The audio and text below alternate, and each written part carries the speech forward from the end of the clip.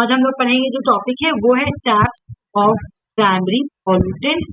Primary pollutant और sorry secondary में लिखना भूल गई, और सेकेंडरी पॉल्यूटेंट का तो ऐसा लोगों को पढ़ा चुकी हूँ, द फंक्शन जो भी ग्लोबल वार्मिंग पढ़ेंगे, ठीक है। ये टॉपिक पढ़ेंगे और इसी क्वेश्चन टीचिंग एप्टीट्यूड का क्वेश्चन में कल से लाऊंगी, इसको थोड़ा मैं बना रही हूँ ना, इस वजह से आज ये वाला कंप्लीट कर देती हूँ। आज कार्बन मोनोऑक्साइड, बहुत क्वेश्चन आता है कार्बन मोनोऑक्साइड से, ठीक ना।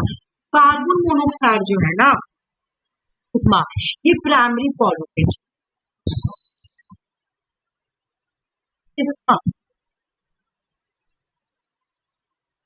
याद रखो ये क्या है, प्राइमरी पॉल्यूटेंट। तो आज हम लोगों का टॉपिक का नाम ही क्या है कि टाइप्स ऑफ प्राइमरी पॉल्यूटेंट हम लोगों को पढ़ना है।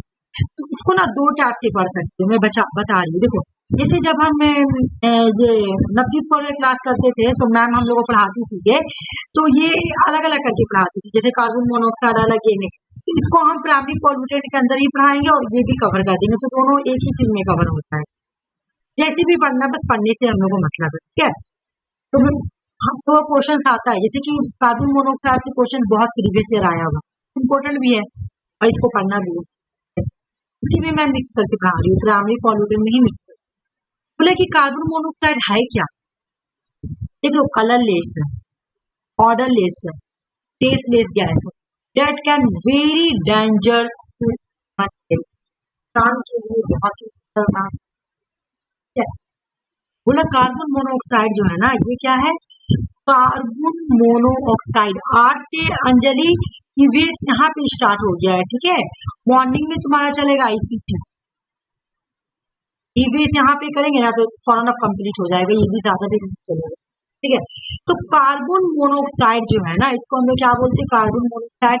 ये एक कलरलेस, ऑर्डरलेस, अच्छा कलरलेस का मतलब क्या है, इसका कोई रंग नहीं होता, ऑर्डरलेस है, टेस्टलेस है, इसमें कोई बू नहीं होता, इसमें कोई मजा नहीं होता, ठीक है ना। कलरलेस का मतलब इसमें कोई कलर नहीं होगा, ऑर्डरलेस का मतलब इसके अंदर बू स्मेल नहीं होता है, टेस्टलेस का मतलब इसमें कोई मजा नहीं होता। ये बहुत ही डेंजर है ह्यूमन हेल्थ के लिए, ठीक है। आओ यहाँ पे देखो, बहुत अच्छे से समझना तुम लोग, ठीक ना। Source of carbon monoxide, carbon monoxide का सोर्स क्या है, ठीक है। ये प्राइमरी इसका जो सोर्स है ना CO का, ये क्या होता है, incomplete combustion of carbon containing fuel such as gasoline, natural gas, oil gas. मान लो कि ये लकड़ी है, मान लो कि ये कोयला है, मतलब जब ऐसा होता है ना, ऐसा मान लो कोई नेचुरल गैस, ठीक है। इन सबको अगर तुम बर्न करोगी ना, जलाओगी ना, कंब्यूशन करोगी ना, इनकम्प्लीट, अगर ये लोग इनकम्प्लीट जला, लकड़ी को तुम जला रही हो पूरा नहीं जला, इनकम्प्लीट है, या तुम्हारा नेचुरल गैस को जला रही है वो पूरा नहीं जला, इनकम्प्लीट है, ठीक है। उसके बाद तुम्हारा ऑयल को जलाओ, नेचुरल गैस को जलाओ, गैसोलीन को जलाओ, है ना, किसी भी तरह का बोला कि फ्यूल्स को तुम जला रही हो और वो इनकम्प्लीट जला, याद रखना इनकम्प्लीट कंब्यूशन हो रहा है ना, उससे निकलता है कार्बन मोनोऑक्साइड। सबसे बड़ा सोर्स क्या है, 80%, 80% कार्बन मोनोऑक्साइड जो निकलता है, ऑटोमोबाइल बिगेस्ट सोर्स है, ऑटोमोबाइल बिगेस्ट सोर्स है। दूसरा जो है वो इंडस्ट्रियल प्रोसेस है, दूसरा जो सोर्स है निकलने का कार्बन मोनोऑक्साइड का वो है इंडस्ट्रियल प्रोसेस। पूरा फैक्ट्रीज एंड पावर प्लांट में क्या होता है, बर्न होता है, क्या बर्निंग होता है, फॉसिल फ्यूल्स बर्निंग, और ये एक ऑडोर एयर क्वालिटी है, ऑडोर है एक। ये बात याद रखना कि कार्बन मोनोऑक्साइड क्या है, कार्बन मोनोऑक्साइड जो है ये इनकम्प्लीट कंब्यूशन, मतलब जो पूरा ना जले ना, ऐसे सोर्स जो पूरा नहीं जलते है उसको हम लोग क्या बोलते हैं, देखो यहाँ पे लिखा हुआ इनकम्प्लीट कंब्यूशन, है ना, जो पूरा नहीं जलते हैं उसको हम लोग क्या बोलते हैं, कार्बन मोनोऑक्साइड। सबसे बड़ा सोर्स क्या है, ऑटोमोबाइल्स, उसके बाद इंडस्ट्रियल प्रोसेस। अब इसका मतलब समझिए पॉइजनिंग कैसे, ये खतरनाक क्यों है, तो देखो इससे एग्जाम में क्वेश्चन है, एज इट एज यही उठा के क्वेश्चन एग्जाम में आया, मैं आज से कोई पढ़ाई थी यही आया हुआ एग्जाम, देखो ये समझा दी तो उसके बाद में ऊपर ये समझोगी तो ऊपर वाले समझ में आ जाएगा। देखो क्या बोला, कार्बन मोनोऑक्साइड पता है क्या करता है, बाइंड्स कर देता है हेमोग्लोबिन को way more strongly than oxygen does. अभी मैं बता समझ, हम लोगों के बॉडी में हम लोगों की बॉडी में, ठीक है, बाइंड टू हीमोग्लोबिन, हम लोग की बॉडी में ऑक्सीजन को कैरी कौन करता है? बताओ, तुम लोगों को पता है? हम लोग की बॉडी में ऑक्सीजन कैसे चलता है? हेमोग्लोबिन, ब्लड, ब्लड के थ्रू हम लोग को ऑक्सीजन, है ना, ब्लड चलता है, हाँ बिल्कुल। हेमोग्लोबिन हम लोग की बॉडी में होता है, हेमोग्लोबिन हम लोगों के ऑक्सीजन को लेके चलता है, ठीक है। कार्बन मोनोऑक्साइड क्या करता है? हेमोग्लोबिन को बाइंड कर लेता है, बांध लेता है स्ट्रांगली, बहुत मजबूती से क्या कर देता है? इसको बंद कर देता है, स्ट्रॉन्ग बाइंड्स कर देता है उसको, बाइंड्स का मतलब बांधना, बांध देता है स्ट्रांगली हेमोग्लोबिन को। अब जब हेमोग्लोबिन को बांध देगा तो बताओ ऑक्सीजन काम करेगा? नहीं ना करेगा ऑक्सीजन। जब ऑक्सीजन काम नहीं करेगा तो oxygen does this binding form, जब ये बांध देगा तो इससे क्या होगा? बॉडी में कार्बोएक्सी हेमोग्लोबिन हो जाएगा बॉडी में, ठीक है। अब जब तुम्हारे बॉडी में कार्बोएक्सी हो जाएगा ना बॉडी में, जब बोलेगा क्या बोला, देखो पहले क्या कर रहा, सीओ क्या कर रहा, बांध दे रहा, किसको बांध रहा भाई? देखो इसको मैं कैसे बनाएंगे, किसको बांध रहा? हेमोग्लोबिन, समझना इसका मतलब, ठीक ना। हेमोग्लोबिन को बांध दे रहा। अब जब हेमोग्लोबिन को बांध देगा तो तुम्हारा क्या हो जाएगा? इससे क्या बन जाता है? कार्बोएक्सी हेमोग्लोबिन। क्या बन गया? कार्बोएक्सी, जम जाता है हेमोग्लोबिन, एक तरीके से जम जाएगा, ठीक है, जम गया। तो अब इसके नतीजे में क्या होगा? स्टॉप, क्या रुक जाएगा? Haemoglobin from carrying oxygen. अब हेमोग्लोबिन ऑक्सीजन को कैरी करना रोक देगा, तो बन गया तुम्हारा कार्बोएक्सी हेमोग्लोबिन। इसको क्या किया? कार्बन मोनोऑक्साइड जब बॉडी में जाता है, अगर किसी इंसान की बॉडी में कार्बन मोनोऑक्साइड जाएगा वो क्या करेगा? हेमोग्लोबिन को बाइंड कर देगा, बाइंड मतलब बांधना, स्ट्रांगली बंद कर देगा, है ना, मजबूत से जकड़ लेगा। तो इससे क्या होगा? तुम्हारा बन जाएगा बॉडी में कार्बोएक्सी हेमोग्लोबिन, है ना। अब कार्बोएक्सी हेमोग्लोबिन क्या करेगा? स्टॉप कर देगा हेमोग्लोबिन, फिर क्या तो बन गया, तो जकड़ के रख लिया है ना कार्बन मोनोऑक्साइड। जब उसको जकड़ लिया तो वो तो अपना काम नहीं करेगा, तब वो क्या करेगा? रोक देगा। क्या रोक देगा भाई? ऑक्सीजन को बॉडी में कैरी करना रोक देगा, ठीक है, ऑक्सीजन को कैरी करना बॉडी में रोक देगा। जब ऑक्सीजन को कैरी करना बॉडी में रोक देगा ना, इससे हो जाएगा तुम्हारा एस्फिक्सिएशन हो जाएगा, मतलब इससे बोलता है दम घुटना, दम घुटने वाला बीमारी हो जाएगा, एस्फिक्सिएशन हो जाएगा, ठीक है ना, एस्फिक्सिएशन हो जाएगा बहुत जल्दी तुम्हारे बॉडी में, एस्फिक्सिएशन हो जाएगा, मतलब दम घुटने लगेगा, है ना। बोला as a result very small amount of CO can cause serious oxygen depression very asphyxiation हो जाएगा तुम्हारे बॉडी में। अब यहाँ पे सुनो और क्या क्या होगा वो भी देखना। बोला जब तुम्हारा ये समझ में आ गया ना, ये वाला पार्ट, CO जब बंद कर देगा इसको, haemoglobin in the blood more effectively than oxygen reduce blood oxygen carry capacity, पूरा कि जो ब्लड ऑक्सीजन को लेके जा रहा था ना वो रिड्यूस कर देगा, काम करना बंद कर देगा, क्योंकि इसको तो कोई और पकड़ के रख सकता है, ठीक है ना। तो सिम्टम्स ऑफ CO पॉइजनिंग, ये जो CO है ना उससे ये तो भी करेगा, एस्फिक्सिएशन तो भी करेगा, लेकिन तुमको हेडेक भी होने लगेगा, डाइजिंगनेस होने लगेगा, ठीक है ना, डिसओरिएंटेशन होने लगेगा, नौजिया होने लगेगा, फैटिग होगा, ये सब बीमारी। ये तो एस्फिक्सिएशन तो भी करेगा, दम तो घुटेगा ही, सर में दर्द होगा, चिड़चिड़ापन होगा, डिसओरिएंटेशन होगा, नौजिया होगा, फैटिग होगा, ये सब बीमारी समझ लेना। ये बॉडी में जाके क्या करता है? कार्बन मोनोऑक्साइड जो बॉडी में जाएगा, मैं इसका यहाँ पे एक चार्ट बना दूं अपने, ये क्या करेगा जब तुम्हारी बॉडी में जाएगा, यहाँ पे बना रही तो समझ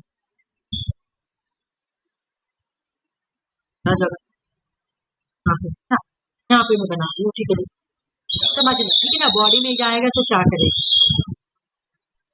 देखो CO2 कहाँ गया? बॉडी के अंदर गया, CO2 तुमको बताना, अगर तुम चाहेगा तो माइंड, CO2 बॉडी में गया, ठीक है ना, बॉडी में किया तो इसने क्या किया? बॉडी में जाने के बाद बाइंड्स किया, किसको बाइंड्स किया? किसको बाइंड्स किया बताओ? हेमोग्लोबिन को ना, हेमोग्लोबिन को बाइंड कर दिया, हाँ बिल्कुल, हेमोग्लोबिन को क्या करेगा? बाइंड्स करेगा।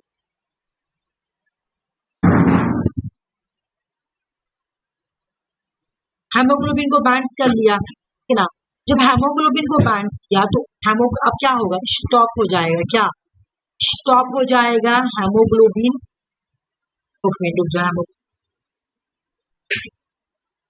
स्टॉप कर देगा हेमोग्लोबिन,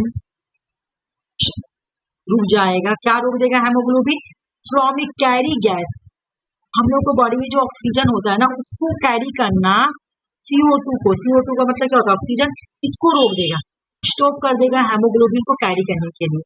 अब इससे तुम्हारा बहुत सारा डिजीज होगा, हेडेक हो जाएगा, नोजिया हो जाएगा, उसके बाद एज फिजिसेशन भी हो जाएगा,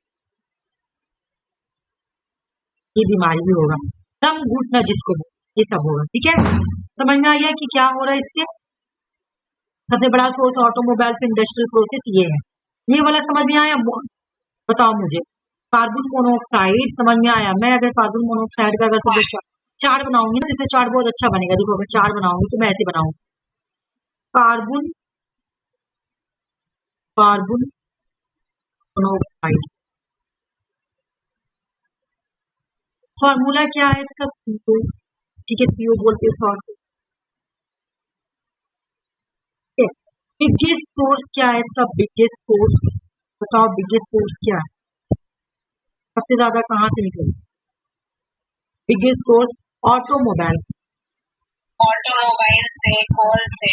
हाँ, अभी बताऊंगी कैसे बनना अलग बोल दिया, निकलता कहाँ है, फिर ये कैसे बनती है, तो इनकम्प्लीट,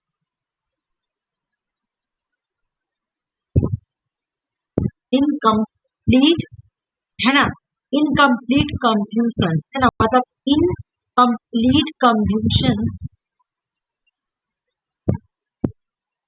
ठीक है, इनकम्प्लीट कंब्यूशंस ऑफ कार्बन, मतलब जो इनकम्प्लीट, इनकम्प्लीट कंब्यूशंस का मतलब है जो इनकम्प्लीट फ्यूल्स को, तो जो फ्यूल्स होते हैं ना वो कंप्लीट जलेंगे, है ना, जो फ्यूल्स होते हैं, फ्यूल्स कौन कौन हो गया तुम्हारा, गैसोलीन, इनकम्प्लीट जलाने से, गैसोलीन को कंप्लीट जलाने से गैसोलीन हो गया तुम्हारा, ऑयल हो गया तुम्हारा, उसके बाद तुम्हारा और क्या है बताओ, ऑयल हो गया, इन सबको अगर हम इनकम्प्लीट, वुड हो गया, इन सबको अगर हम इनकम्प्लीट जलाएंगे ना तो इन सबसे क्या आएगा तुम्हारा निकल के, CO बनेगा, ठीक है ना, CO बनेगा। ठीक है, समझ में आ गया इसका स्टोरी, ऐसे वो लोग बता ही दी कि क्या बीमारी होती है। और ये क्या है, ये प्राइमरी पॉल्यूटेंट, एग्जाम में क्वेश्चन आता है इनमें से कौन सा प्राइमरी पॉल्यूटेंट है, तो हमने क्या पढ़ा कि CO जो है वो प्राइमरी पॉल्यूटेंट।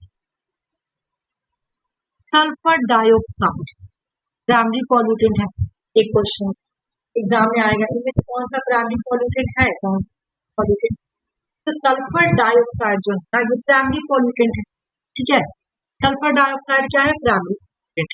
ओके, सोर्स क्या है, देखो इसका भी फॉसिल फ्यूल्स को कंब्यूज करेंगे, लेकिन वहां पे क्या था, इनकम्प्लीट था, यहाँ पे लेकिन क्या बोला कि जब हम फॉसिल फ्यूल को कंब्यूशन करेंगे, मतलब जब हम फॉसिल फ्यूल्स को बर्न करेंगे, जला देंगे, ठीक है, बर्निंग ऑयल, जब हम ऑयल को बर्न करेंगे, ऑयल को जलाएंगे, नेचुरल गैस को जलाएंगे, ये सब पावर प्लांट में होता है।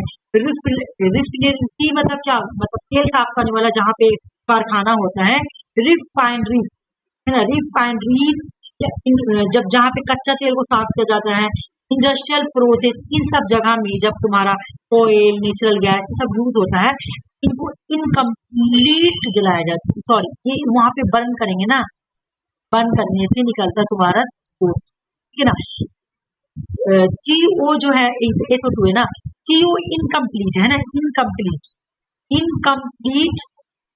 इनकम्प्लीट कंब्यूशन है, लेकिन ये क्या है, ये कंब्यूशन ऑफ फॉसिल फ्यूल, जब फॉसिल फ्यूल को हम लोग जला देते हैं तब उससे निकल के आता, ठीक है ना, ये कहाँ से निकलता है, इसका नेचुरल सोर्स देखो, इसका नेचुरल सोर्स भी है वॉल्केनिक इरप्शन, क्वेश्चन आया हुआ है कि इसका नेचुरल सोर्स क्या है, सल्फर डाइऑक्साइड का नेचर जो सोर्स है वो है तुम्हारा वॉल्केनिक इरप्शन, लावा से निकलता है तुम्हारा, वहां से CO2 निकलता है, मोटर व्हीकल से तुम्हारा एक निकलता है, डीजल इंजन से निकलता है, ह्यूमन हेल्थ पे कैसे इफेक्ट पड़ता है, रिस्पिरेटरी प्रॉब्लम हो जाए, कैन कॉज थायराइड वेरिएशन, मतलब गले में तुम्हारा क्या होगा, इचिंग होगा, है ना, कफिंग हो जाएगा, शॉर्टनेस ऑफ ब्रेथ, सांस नहीं ले पाओगी, दम घुटना जैसा बीमारी हो जाएगा।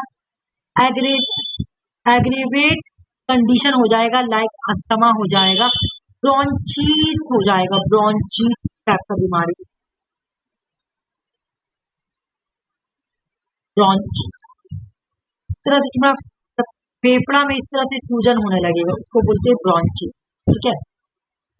ब्रोंचीज हो जाएगा, इस रिस्पायरेटरी प्रॉब्लम होगा, याद रखना। जबकि हेमोग्लोबिन में हम लोग रिस्पायरेटरी प्रॉब्लम नहीं देखे हैं, हेमोग्लोबिन। कार्बन मोनोऑक्साइड से बहुत सारा क्वेश्चन आ चुका है, याद रखना। कार्बन मोनोऑक्साइड और सल्फर डाइऑक्साइड में क्या फर्क है, दोनों में डिफरेंस देखेंगे। तो इसमें जो तुम्हारा था हेमोग्लोबिन डिजीज है ना, हेमोग्लोबिन वाला डिजीज हो रहा है, इसमें रिस्पायरेटरी प्रॉब्लम होगा, देख लो, है ना, रिस्पायरेटरी प्रॉब्लम, थायराइड इरिटेशन होगा, कफिंग होगा, शॉर्टनेस ऑफ ब्रेथनेस होगा, ब्रेथ होगा, एग्रेवेट कंडीशन लाइक अस्थमा होगा, ब्रोंचिस होगा। याद करो ना, अस्थमा, ब्रोंचिस, सांस लेने में प्रॉब्लम, मतलब सांसों की कमी, कफिंग, थायराइड इरिटेशन, ये सब हो, ठीक है। और ये इसका इम्पैक्ट क्या होगा, देखो इसका इम्पैक्ट क्या होगा। हम लोग पढ़े थे एसिड रेन जो है वो तुम्हारा सेकेंडरी पॉल्यूटेंट है, लेकिन एसिड वाला, लेकिन इससे बनता है, देखो एसिड रेन जो होता है ना, जो H2SO4 है, ये सेकेंडरी पॉल्यूटेंट। बोलो क्यों? तो ये रिएक्शन होकर बना है ना। लेकिन बोला कि SO2 का क्या है, एसिड जो है वो खराब कैसे होता है, ये इन्वायरमेंट को कैसे नुकसान पहुंचा रही है, क्योंकि ये रिएक्ट हो जाती है वाटर पेपर के साथ ना। बोला कि जब CO2 रिएक्ट होती है वाटर कवर के साथ, तो एटमॉस्फेयर में सल्फ्यूरिक एसिड आ जाता है, जिसकी वजह से एसिड रेन हो, ठीक है ना। इसका नुकसान बता रहा है कि ये कैसे जाके किसी दूसरे के साथ मिलकर एनवायरमेंट को डैमेज कर ना। तो एसिड रेन क्या करता है, फॉरेस्ट को डैमेज कर देता है, तुम्हारा सॉइल को डैमेज करेगा, डैमेज करेगा, ठीक है।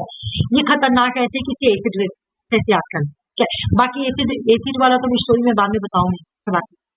CO2 और MO2 में, सॉरी CO2 और CO में क्या फर्क है, तो वो इनकम्प्लीट कंप्यूशन था, और ये कंप्यूशन था फॉसिल फ्यूल, मतलब फॉसिल फ्यूल जब जल जा रहा है उसका बाद इससे पॉल्यूशन, और वो इनकम्प्लीट जलता है तो तुम्हारा क्या निकलेगा, मोनो निकलेगा, है ना, कार्बन मोनोऑक्साइड निकलेगा।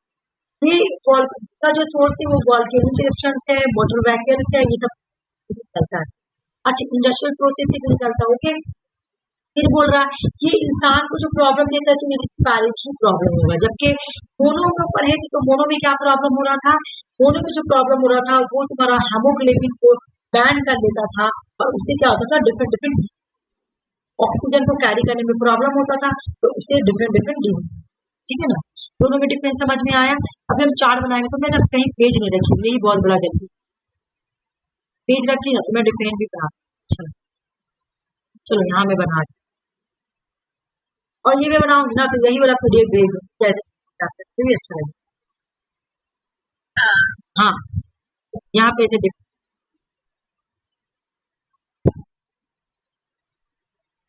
कार्बन, एक मिनट, ये हो गया कार्बन, कार्बन, कार्बन, कार्बन,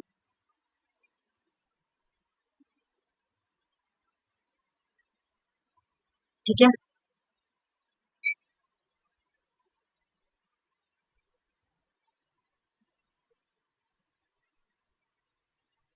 सबसे बड़ा तो ये होता है इनकम्प्लीट कंप्यूशन, है ना, क्या है भाई, इनकम्प्लीट।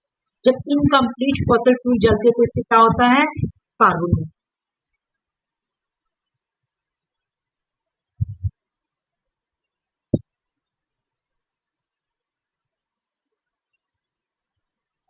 तुम लोग को याद करने में मतलब थोड़ा सा जाएगा, ठीक है ना। इसी हाँ, सोर्स क्या है, ऑटोमोबाइल, सबका कंपेरिजन करते जाएंगे हम, ठीक है ना।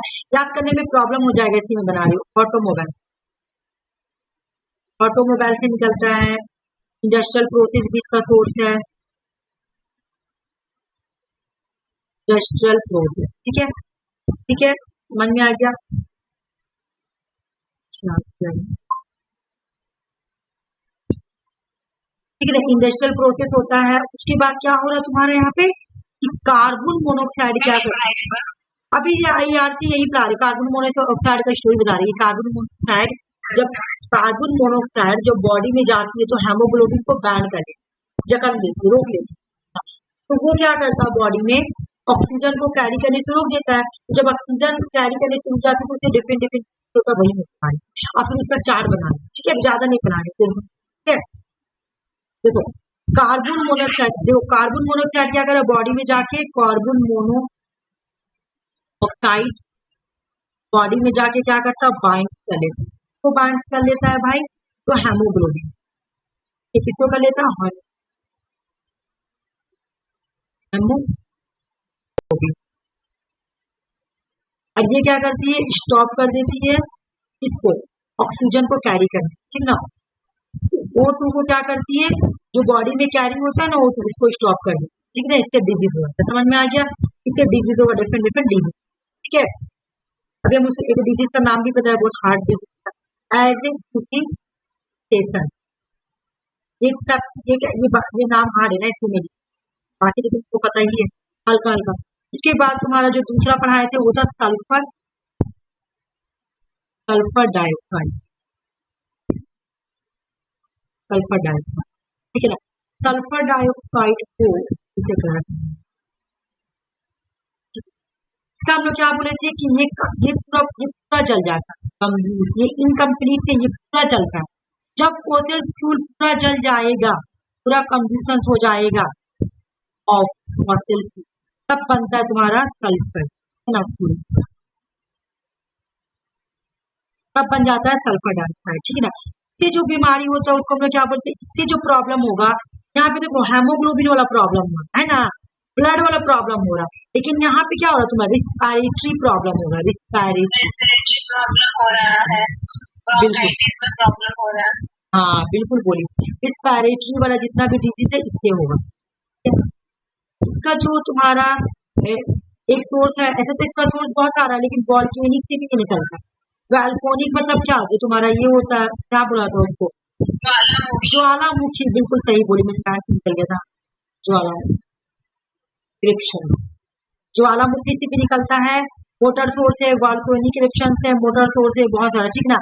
ये क्या इन्वायरमेंट में क्या करती है, ये वाटर के साथ मिलकर CO2 प्लस वाटर पेपर के साथ मिलकर इन्वायरमेंट में क्या कर रही है, एसिड रेन आ रही है, एसिड रेन आ रही है, इस वजह से ये और खतरनाक है, ठीक है। इतना चीज हम लोग पढ़े, ये थोड़ा हार्ड है ना, इसलिए मुझे को चार्ट बनाने पड़ेगा। हार्ड मतलब क्या, सेम ही है, तो थोड़ा सा मुझे को चार्ट बनाना पड़ेगा, ठीक है ना।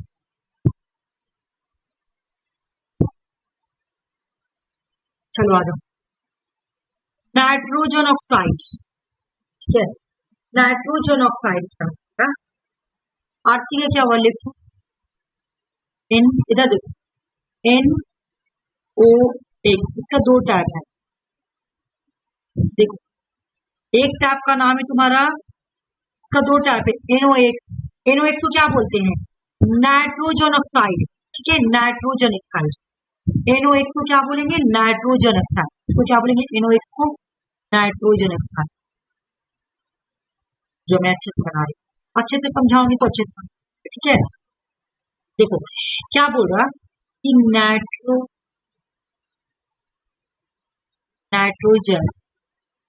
ऑक्साइड, ठीक है, नाइट्रोजन ऑक्साइड जो है ना, इसको हम क्या बोलते हैं, NOx बोलेंगे। इसका दो टैब है, एक नंबर, दो नंबर, ठीक है। एक नंबर जो है उसको बोलेंगे हम लोग क्या, तुम्हारा नाइट्रिक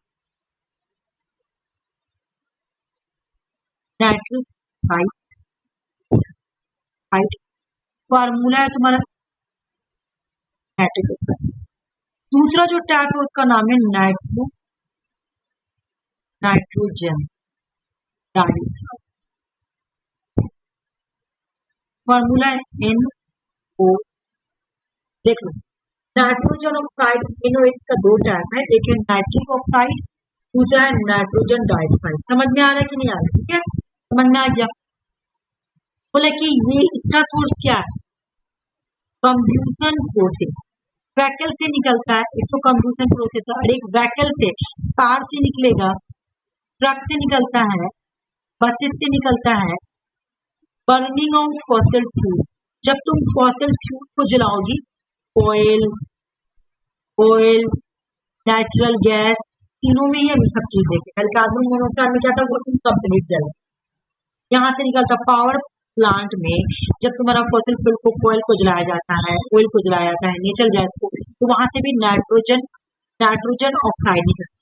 ठीक है, इंडस्ट्रियल प्रोसेस हो रहा, manufacturing facility, other industrial activities हो रहा है, तो सबसे भी क्या हो रहा है तुम्हारा नाइट्रोजन ऑक्साइड।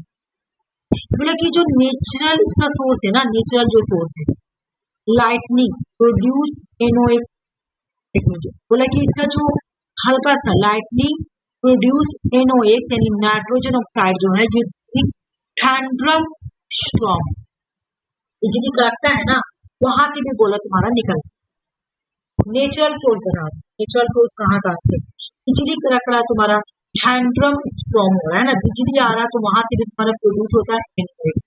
ठीक है, मैक्रोबायल प्रोसेस से भी निकलता है, सॉइल मिट्टी से निकलता है, मिट्टी से सॉइल में भी बैक्टीरिया होता है जो कि क्या प्रोड्यूस करता है, नाइट्रोजन ऑक्साइड। ठीक है ना, नेचुरल सोर्स देख लो, थंडरस्टॉर्म्स और तुम्हारा सॉइल बैक्टीरिया, इन सब दो चीज से निकल रहा है। अच्छा, टैप तो मैं बताया, इससे दो टैप है, नाइट्रिक ऑक्साइड और नाइट्रोजन ऑक्साइड, यहाँ पे पिक्चर भी बना दी, समझ में आ गया ना, समझो इसका, ये कहाँ से हो रहा है, थंडर स्टॉर्म से, और तुम्हारा सॉइल से भी निकल रहा, और उसके बाद क्या बोला कि नाइट्रिक, तो ये तो मैं पढ़ा चुकी हूँ, बोला कि इससे क्या क्या डिजीज होता है, ये देखो इसका जो डिजीज है ना, रिस्पायरेटरी इश्यूज हो, ह्यूमन इफेक्ट कैसे हो रहा है, देखो short term exposure can cause irritation of eye, आंखों में इरिटेशन होगा, नोज के अंदर नाकों में तुम्हारा इरिटेशन होगा, थायराइड में तुम्हारा क्या होगा, इरिटेशन होगा, देख लो इरिटेशन होगा थायराइड में, नोज में, आईज में, ये भी रिस्पायरेटरी इश्यू से जुड़ा हुआ है। देखो SO पढ़ लेना, SO2, और ये क्या है, NOx है ना, ये क्या है, NOx, ये जो NOx है ना, दोनों का देखो, दोनों में ही रिस्पायरेटरी, शॉर्ट टर्म के लिए हो रहा है, शॉर्ट टर्म एक्सपोजर से क्या होगा तुम्हारा, इरिटेशन, आई में इरिटेशन होगा, नोज में इरिटेशन होगा, थायराइड में, लेकिन लॉन्ग टर्म इसका एक्सपोजर क्या है, मतलब इसका बहुत बड़ा नुकसान क्या है, क्रोनिक रिस्पायरेटरी डिजीज होगा। देखो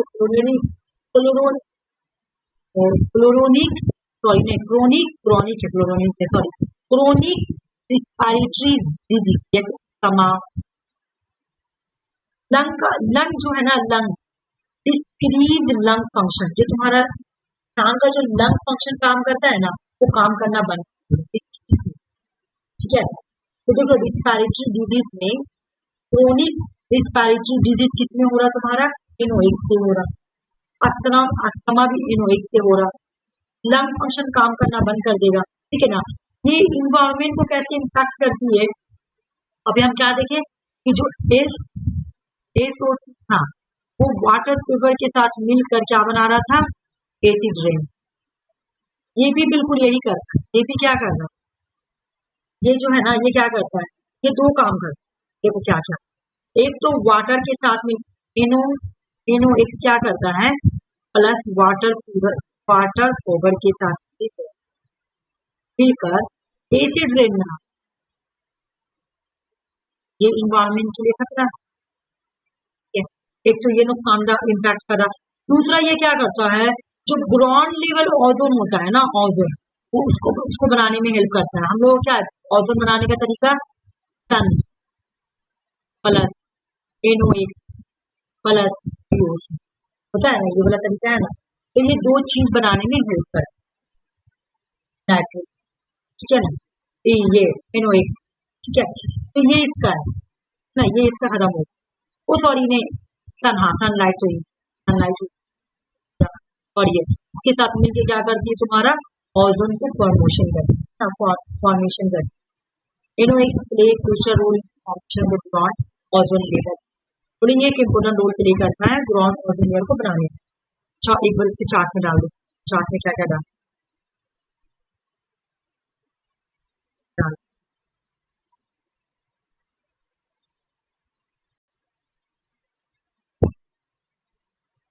नाम क्या है बताओ, तुम लोग मुझे हेल्प करो। Nitrogen oxide. Nitrogen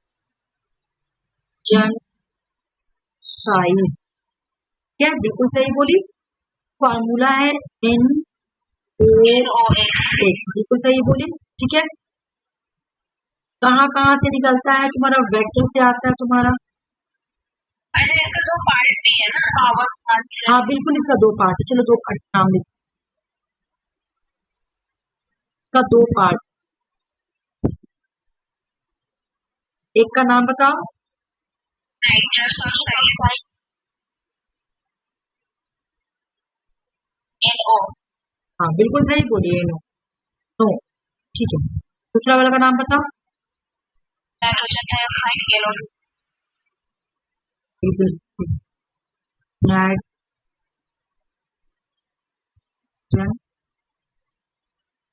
nitrogen dioxide, formula बोलो।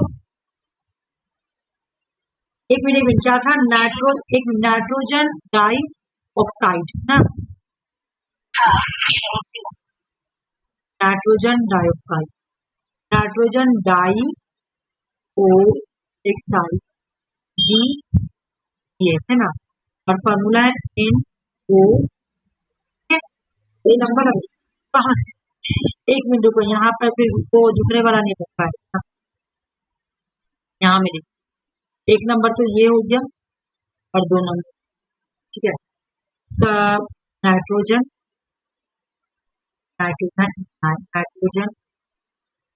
डाई साइज, फॉर्मूला है NO2। ठीक है, ये हो गया। दूसरा, इससे क्या इफेक्ट हो रहा है, इससे बीमारी क्या हो रहा है, रिस्पायरेटरी वाला है ना, रिस्पायरेटरी डिजीज, रिस्पायरेटरी इश्यू हो जाता है, रिस्पायरेटरी डिजीज। तो क्या क्या होगा रिस्पायरेटरी डिजीज हमारा, कि अस्थमा हो जाएगा तुम्हारा, लॉन्ग भी है शॉर्ट भी है, यही रिपोर्ट। लंग फंक्शन जो है काम करना बंद कर देगा, है ना, लंग फंक्शन जो तुम्हारा है फंक्शन डिक्रीज कर देता है, लंग फंक्शन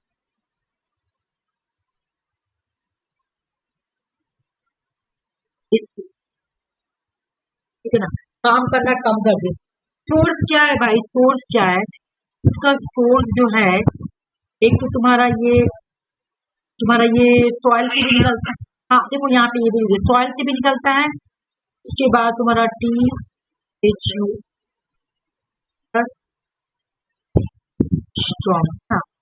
स्ट्रॉम से भी निकलता है। ठीक है, उसके बाद तुम्हारा वेटल से निकलता है, हाँ पावर प्लांट से निकलता है, बिल्कुल सही बोली, पावर प्लांट से निकलता है। अभी क्वेश्चन आएगा, तुम लोग सॉल्व करेंगे तो याद हो, पावर प्लांट। उसके बाद इंडस्ट्रियल प्रोसेस से भी निकलता है, ये हो गया। और एसिड रेन बनाता है ना, एसिड रेन क्या करता है, है ना, क्या करता है, NOx जो है प्लस वाटर पेपर के साथ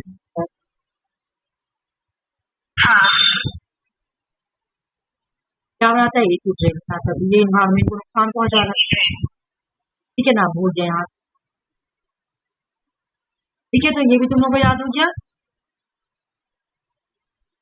सब लगभग एक ही लग रहा है, बस उसका जो इसीलिए तो मैं यहाँ पे लिख दे रही हूँ, तुम लोग अपना ऐसे करके फर्क कर लेंगे। नहीं, कार्बन मोनो अलग है, देखो यहाँ पे थोड़ा हेमोग्लोबिन है, और ये दोनों एसिड रेन बना रहा, तो देखो ये दोनों ही एसिड रेन बना रहा, तो दोनों का प्रॉब्लम भी रिस्पायरेटरी प्रॉब्लम ही होगा। लेकिन यहाँ पे देखो वॉल्केनिक इरप्शन है, और यहाँ पे तुम्हारा थंडर स्टॉर्म या फिर सॉइल से निकल रहा, अगर नेचुरल देखोगी, ये थोड़ा थोड़ा फर्क है, कुछ सेम। ये हो गया ना, ये वाला पार्टिकुलर मैटर्स को बहुत अच्छे से पढ़ेंगे, ये बहुत ही इम्पोर्टेंट टॉपिक, एक एक पार्ट से क्वेश्चन आया, क्या इसका एक एक पार्ट से क्वेश्चन आया हुआ, तो हम लोग को पढ़ना है एक एक पार्ट। और हाँ, इसीलिए मैं इसको पूरा एकदम क्लियर में बना के लाई हूँ, तो सिर्फ खाली याद करना। पार्टिकुलेट मैटर मैं बोली थी ना कि बहुत अच्छे से पढ़ाऊंगी, ये बहुत important topic. refers to a mixture of tiny solid particulate या लिक्विड ड्रॉपलेट। ये बनता कैसे है, देखो क्या बोले, पार्टिकुलेट, एक रुक जाओ मैं इसको शॉर्ट कर, पार्टिकुलेट मैटर बनता कैसे, टैनी सॉलिड पार्टिकुलेट, तुम छोटा छोटा मट्टी कण देखते हो, छोटा छोटा मट्टी, क्या बोला था उसको, कंकड़, कंकड़ है ना, टैनी सॉलिड पार्टिकुलेट, छोटा छोटा जो सॉलिड कंकड़ होता है ना, कंकड़ बालू वगैरह जो होता है, कंकड़ क्या बोलेंगे वो, उसी को बोल रहा है ये टैनी, टैनी मतलब छोटा, सॉलिड, पार्टिकुलेट का मतलब कंकड़, कंकड़, ठीक है ना, tiny solid particulate, particulate plus liquid droplet, ये बता रही हूँ ड्रॉपलेट क्या, ड्रॉपलेट्स, इन दोनों को मिलाने से जो हवा में होता है ड्रॉपलेट को बता रही हूँ, देखो एक ना पार्टिकुलेट्स भी मिलेगा, जैसे गर्दा, ये सब तरह होता है ना, धूल गर्दा, ये भी हवा में रहता है। फिर लिक्विड ड्रॉपलेट क्या होता है, जैसे परफ्यूम यूज कर रही हो, परफ्यूम यूज करती हो तो परफ्यूम क्या होता है, एयर में ही जाता है ना, तो वो लिक्विड ड्रॉपलेट, तो ये सब मिला के ये दोनों मिलकर क्या बनता है, पार्टिकुलर मैटर। तो बोला कि इनमें जो तुम्हारा होता है ना ये, तो बोला कि ये जो तुम्हारा पार्टिकुलेट मैटर जो है ना, ये नेचुरल भी होता है, मैनमेड भी होता है। तो नेचुरल जैसे डस्ट, गर्दा, सी में जो समुद्र में जो तुम्हारा कंकड़ उंकड़ होता है वो, पॉलिन, फूल में जो तुम्हारा पॉलिन पाया जाता है ना वो, ठीक है, ये नेचुरल, ये नेचुरली आ रहा है इन्वायरमेंट में, तो ये एक तरीका। मैनमेड जैसे व्हीकल से निकल रहा है तुम्हारा, इंडस्ट्रियल प्रोसेस से निकल रहा है, या फॉसिल फ्यूल को जलाती हो, या सूत वगैरह, इन सबको जलाने, इन सबसे थोड़ा पार्टिकुलर मेटल आता है, ठीक है। तो इसी को हम लोग, ये सब इन्वायरमेंट में चला जाता है तो क्या होता है, कंकड़ कंकड़ कंकड़, क्या बोलेंगे, घर में झाड़ू देती तो गर्दा भी तो निकलता है ना, तो इससे क्या हुआ, पार्टिकुलर मेटर ही हुआ, ठीक है। जिस तुम बाहर में देखना बहुत रोड पे चलते छोटा छोटा कंकड़ वगैरह रहता है, तो वो सब एयर में भी तुमको मिलेगा देखने, तुम कभी पता नहीं हौसा नहीं, हम देखे थे कि टाली का घर गर्मी का दिन देखा कि कभी अगर तुम देखना ये कहीं से रोशनी आ रहा ना, बाहर का सूरज का रोशनी, तो वहां से तुम देखना थोड़ा थोड़ा गर्दा गर्दा गर्दा गर्दा ऐसा लग रहा ऊपर जा रहा है, वो महीन महीन बना रहता है, ठीक है ना। तो वो सब मिलकर और जो लिक्विड ड्रॉपलेट रहता है, ये सब मिलकर बनता है पार्टिकुलर। पार्टिकुलर मैटर से जो डिजीज होता है, जैसे अस्थमा का डिजीज, ड्राई आई सैंड्रोम हो जाएगा तुमको, ब्रोंचीज हो जाएगा, और रिस्पायरेटरी एग्रीवेशन, रिस्पायरेटरी डिजीज होगा, और क्रॉनिक ऑब्स्ट्रक्टिव प्लुमोनरी डिजीज हो जाएगा। मैं यहाँ पे दिखा रही हूँ, ये तो ऐसे माइंड में रखना कि ये सब कि तुमको इंडिविजुअल करके पढ़ना है कि क्या क्या होगा, है ना। देखो बोला ना कि पार्टिकुलर मैटर्स को दो पार्ट में बांटा गया, पार्टिकुलर मैटर जो है ना उसको दो पार्ट में बांटा गया है, याद रखना, पार्टिकुलर मैटर को दो पार्ट में बांटा गया है। एक पार्टिकुलर मैटर्स को बोला था वायलेबल, दूसरा को बोला था नॉन वायलेबल। जो पार्टिकुलर मैटर लिविंग ऑर्गेनिज्म, जो लिविंग ऑर्गेनिज्म होते हैं उसको हम बोलते हैं वायलेबल, ठीक है। जो नॉन लिविंग ऑर्गेनिज्म से बनते हैं पार्टिकुलर मैटर्स, उसको हम बोलते हैं नॉन वायलेबल। पार्टिकुलर मैटर्स को दो पार्ट में बांटा गया, एग्जाम में PY क्वेश्चन, ठीक है। अभी मैं दिखाऊंगी, मतलब पार्टिकुलर मैटर को दो पार्ट में बांटा गया, ठीक है। अगर मैं ऐसे बोलूं तो ये कोई गलत बात तो नहीं होगा कि दो पार्ट में बांटा गया है। एक हो जाएगा तुम्हारा वायेबल पार्टिकुलर मैटर्स, और एक हो जाएगा नॉन वायेबल पार्टिकुलर मैटर, ठीक है। तो बोले कि जो वायेबल पार्टिकुलर मैटर्स है ना उसको हम लोग क्या बोलते हैं, मतलब पेज का कमी है तो बहुत अच्छे से बड़ा समझ, बहुत अच्छे से समझना, बहुत माइंड लगा के। पार्टिकुलर मैटर्स को दो पार्ट में बांटा गया है, एक को हम लोग बोलते हैं वायेबल, ठीक है, वायेबल पार्टिकुलर मैटर, ठीक है, समझना ये वाला चार्ट, ठीक है। दूसरा को बोलेंगे नॉन वायेबल,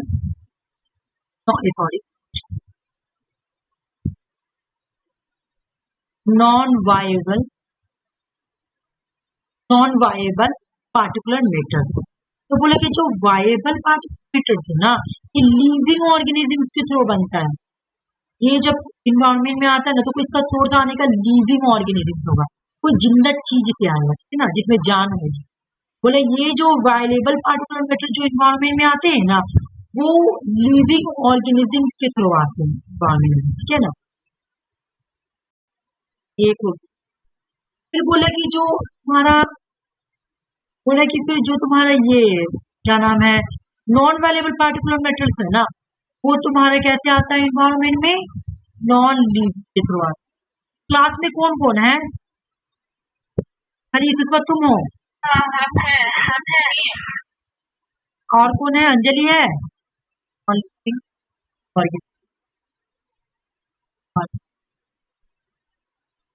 अच्छा ठीक है। नहीं आपको लगा नहीं, क्लास पूरा करो, ठीक है ना, तो फिर तुम्हारा प्रॉब्लम नहीं रहती तो फिर मैं तुमको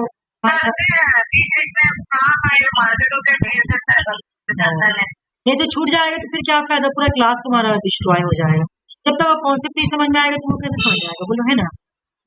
क्लास पूरा करो, 2 घंटे का तो क्लास रहता है, ज्यादा तो रहता नहीं, ठीक है। समझ में आ गया, particular matters viable particular matters है, और जो नॉन वायबल पार्टिकुलर मैटर्स है, और लिविंग ऑर्गेनिज्म नॉन लिविंग, ये समझ में आ गया तुम लोग तीनों को, ठीक है ना। अब सुनो, बोला कि ये जो लिविंग वाला, इसके बारे में पढ़ेंगे, कैसे कैसे आएगा। अलगी से आएगा, बैक्टीरिया से आएगा, मोल्ड, सड़ा गला खाना से आएगा, फांगी से आएगा, पॉलिन से आएगा। पॉलिन क्या होता है तुम्हारा, अभी सबसे बता दो, अलगी तुम्हारा जिंदा चीज होता है, ठीक है ना, ये सब लिविंग है। बोले इन सब चीजों से जो पार्टिकुलर बनता है, बैक्टीरिया, मोल्ड, खाना, हाँ काई को भी बोलेंगे अलगी, और हमारा हाँ काई जो रहता है ग्रीन ग्रीन कलर का जो होता है वो, तो वो लिविंग होता है तरीके से। और बैक्टीरिया, मोल्ड का मतलब जो सड़ गया गल गया खाना, वो। फंगी, पॉलेन, जानवर में होता है ये पॉलेन टाइप का, ये सब चीज, ठीक है ना, या फूलों में होता है, फ्लावर्स में होता है ये सब, है हाँ पॉलेन फ्लावर्स में होता है। तो ये सब जो है ना, ये लिविंग है। इन सब से जो आएगा ना पार्टिकुलर मैटर्स, इसको हम लोग बोलेंगे वायबल पार्टिकुलर मैटर। समझ में आ गया, समझ में आ गया ना, वायबल। बोला ये क्या करता है आदमी को, ये क्या, इससे ना बोल रहा है कि इससे एलर्जी होगा, ये एलर्जेनिक है, इससे तुम्हारा क्या होगा, इससे कॉजिंग रिस्पायरेटरी या स्किन एलर्जी, स्किन में प्रॉब्लम होगा या सांस लेने में प्रॉब्लम होगा। अगर ये घर में रहा ना, एल्गी रहा, बैक्टीरिया रहा, मोल्ड रहा, फंगी रहा, पॉलेन रहा, इससे भी तुम्हारा क्या होगा, रिस्पायरेटरी डिजीज होगा, ठीक है ना। रिस्पायरेटरी डिजीज होगा ना, इससे तुम्हारा क्या होगा, तुमको सांस रिस्पायरेटरी प्रॉब्लम होगा, स्किन एलर्जी होगा, स्किन एलर्जी, ठीक है। ये समझ में आ गया। अभी हम पढ़ेंगे फिर इसके बाद जो वाइबल है जो है ना, स्मोक, वो भी कौन सा स्मोक, देखो एरोसोल कंटेन सॉलिड पार्टिकुलेट, जो इन्वायरमेंट में स्मोक क्या, सुनो तुम जला रही हो ना, कोयल को जलाई तो कोयल से क्या निकल रहा है, स्मोक निकल रहा है, तो इसमें सॉलिड पार्टिकुलेट्स होते हैं, ठीक है, काला काला धुआं जब दिखना गर्दा वर्दा जो जम जाता है, तो बोल रहे कि जो स्मोक है ना, स्मोक यहाँ से जो पार्टिकुलेट मेटल निकलेंगे उसको हम लोग क्या, इसको बोलते हैं aerosol contain solid particulates, smoke से जो निकलते। फिर बोला कि डस्ट, डस्ट क्या है, वेबल पार्टिकल मैटर्स। ये बोला कि सैंड पार्टिकुलर्स मैटर्स, जो वो तुम्हारा सैंड वाला बता रही मैं, यदि तुम जमीन में जो होता है ना, जमीन बालू कंकड़ वो वाला, ठीक है, डस्ट वाला, ठीक है ना, dust sand particulars. Mist, mist exam में ये आया है, तुमको अभी क्वेश्चन सॉल्व करोगे देखना, एग्जाम में आया है कि स्मोक का जो, स्मोक से कौन सा पार्टिकुलर्स निकलता है, सॉलिड वाला, ठीक है। डस्ट से क्या निकलता है, तो सैंड मट्टी वाला, तुम बाहर जाओ देखो कितना रोड पे तुमको सैंड वाला पार्टिकुलर्स मिलेगा, ठीक है ना। मिस्ट क्या हो गया, लिक्विड ड्रॉपलेट, जो परफ्यूम हम लोग यूज करते हैं, परफ्यूम, तो परफ्यूम जब यूज करते हैं तो हम लोग परफ्यूम अपने आप को मारते हैं, तो वो जो परफ्यूम होता है वो एक ड्रॉपलेट होता है ना, तो इन्वायरमेंट में जब वो मिक्स हो जाता है ना, तो वो सब तुम्हारा मिक्स होकर क्या बन जाता है, पार्टिकुलेट मैटर्स बन जाता है। तो मिस्ट, तो मिस्ट का जरिया क्या है आने का, लिक्विड ड्रॉपलेट। जब हम लोग परफ्यूम यूज कर रहे हैं तो उससे मिस्ट बन जाएगा। फ्यूम, फ्यूम क्या है, जब हम लोग हॉट मेटल्स को गर्म करते हैं, हॉट मेटल जैसे अल्यूमिनियम को क्या करते हैं, काटने के लिए बनाने के लिए गर्म करते हैं ना, मेटल्स को जब हम लोग जलाते हैं ना, मेटल्स को हॉट करते हैं, गर्म करते हैं, इससे तुम्हारा क्या बनता है, फ्यूम बनता है। बोला कि फ्यूम कैसे बनेगा, aerosol by condensation of hot metal, जब हम हॉट मेटल्स को जलाते हैं, गर्म करते हैं, तो उससे क्या बनता है? तो ये तुम्हारा वाइबल पार्टिकल्स मेटल्स है। देख लो, स्मोक से solid, solid particles, dust, dust से सैंड जो बाहर में क्या चला रहता है, जो मट्टी बालू निकलेगा, मिस्ट, मिस्ट मतलब लिक्विड ड्रॉपलेट, है ना। और फ्यूम हो गया aerosol produce by hot metals, जब हॉट मेटल्स को जलाते हैं तो उससे आता है। एक एक अभी पढ़ना पड़ेगा। ये आ जाओ रिस्पैरेट, जो पार्टिकुलर मीटर्स है, मैं जो तुम लोगों को एयर क्वालिटी इंडेक्स पढ़ाई थी, तो वहां मैं बोली थी कि इसका कितना टैप होता है, हर एक टैप से क्वेश्चन आएगा पीरियड, ठीक है। पी एम, पार्टिकुलर मेटर्स कितने तरह के होते हैं? 3 तरह का होते हैं। रुक जाओ, मैं ऐसा बनाती हूँ कि जरा सा जगह भी नहीं छोड़, समझ बोले कि जो पार्टिकुलर मेटर्स ना वो 3 तरह के होते, ठीक है। पार्टिकुलर मेटर डायमीटर 10, ठीक है। Particulate matters diameter 2.5, particulate matters diameter 0. देख रही हो ना, समझ में आ गया। तो बोले कि जो पार्टिकुलर 10 मीटर्स है ना, चलो समझ में आ गया ना, 3, 1 2 एंड, ठीक है, समझ में आ गया। चलो अब मैं इसको एक एक कर जा, बोला जो 10 वाला है ना, 10 वाला, एक सेकंड, सस्पेंडेड पार्टिकल्स, हाँ ठीक है, एक, हाँ नेक्स्ट, चलो आ जाओ।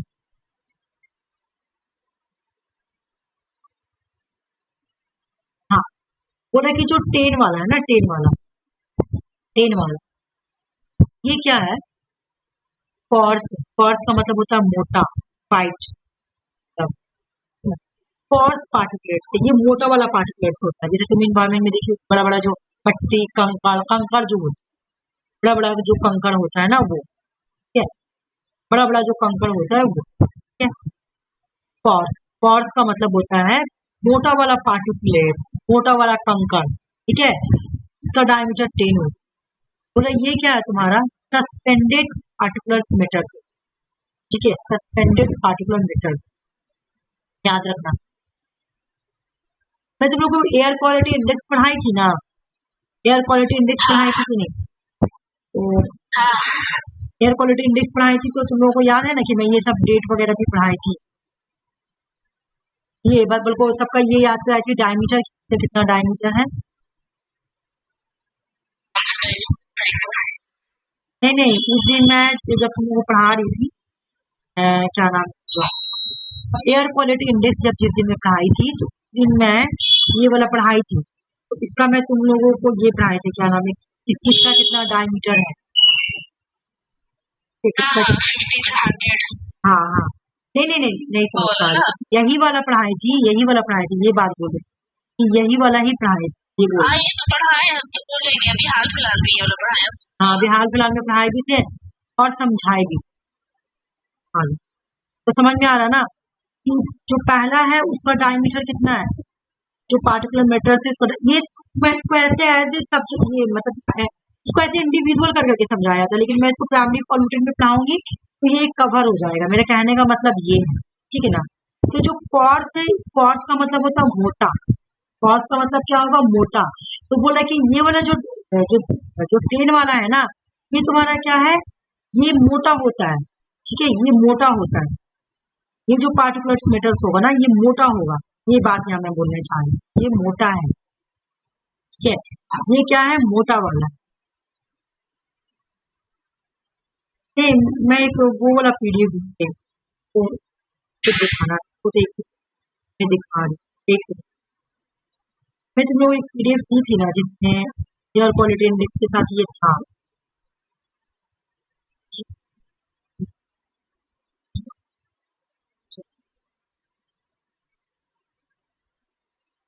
एक मिनट,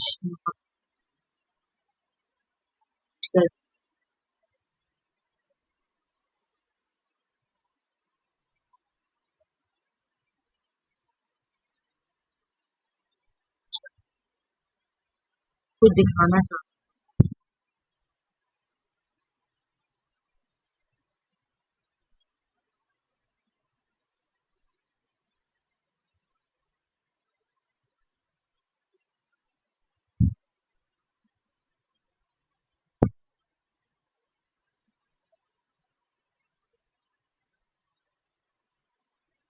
बड़ी अच्छा से इसमें मैं बनाई थी ना, तो इसलिए वो मैं दिखाना चाह रही थी।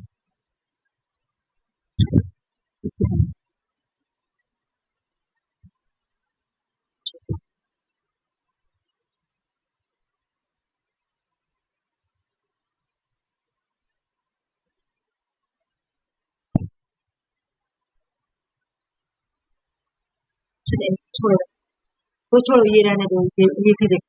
तो बोला कि ये सस्पेंडेड पार्टिकुलर मेटर्स है। इसका ये कहाँ होता है, देखो लिखा हुआ वेयर इट डिपोजिट, ये बॉडी में कहाँ जाएगा। अगर ये तुम्हारी बॉडी में चल गया पार्टिकुलर मेटर जो है टेन वाला, पार्टिकुलर मेटर जो टेन है ये तुम्हारे बॉडी में चला जाएगा, तो ये कहाँ पे रहेगा तुम्हारी बॉडी में, नाक के अंदर।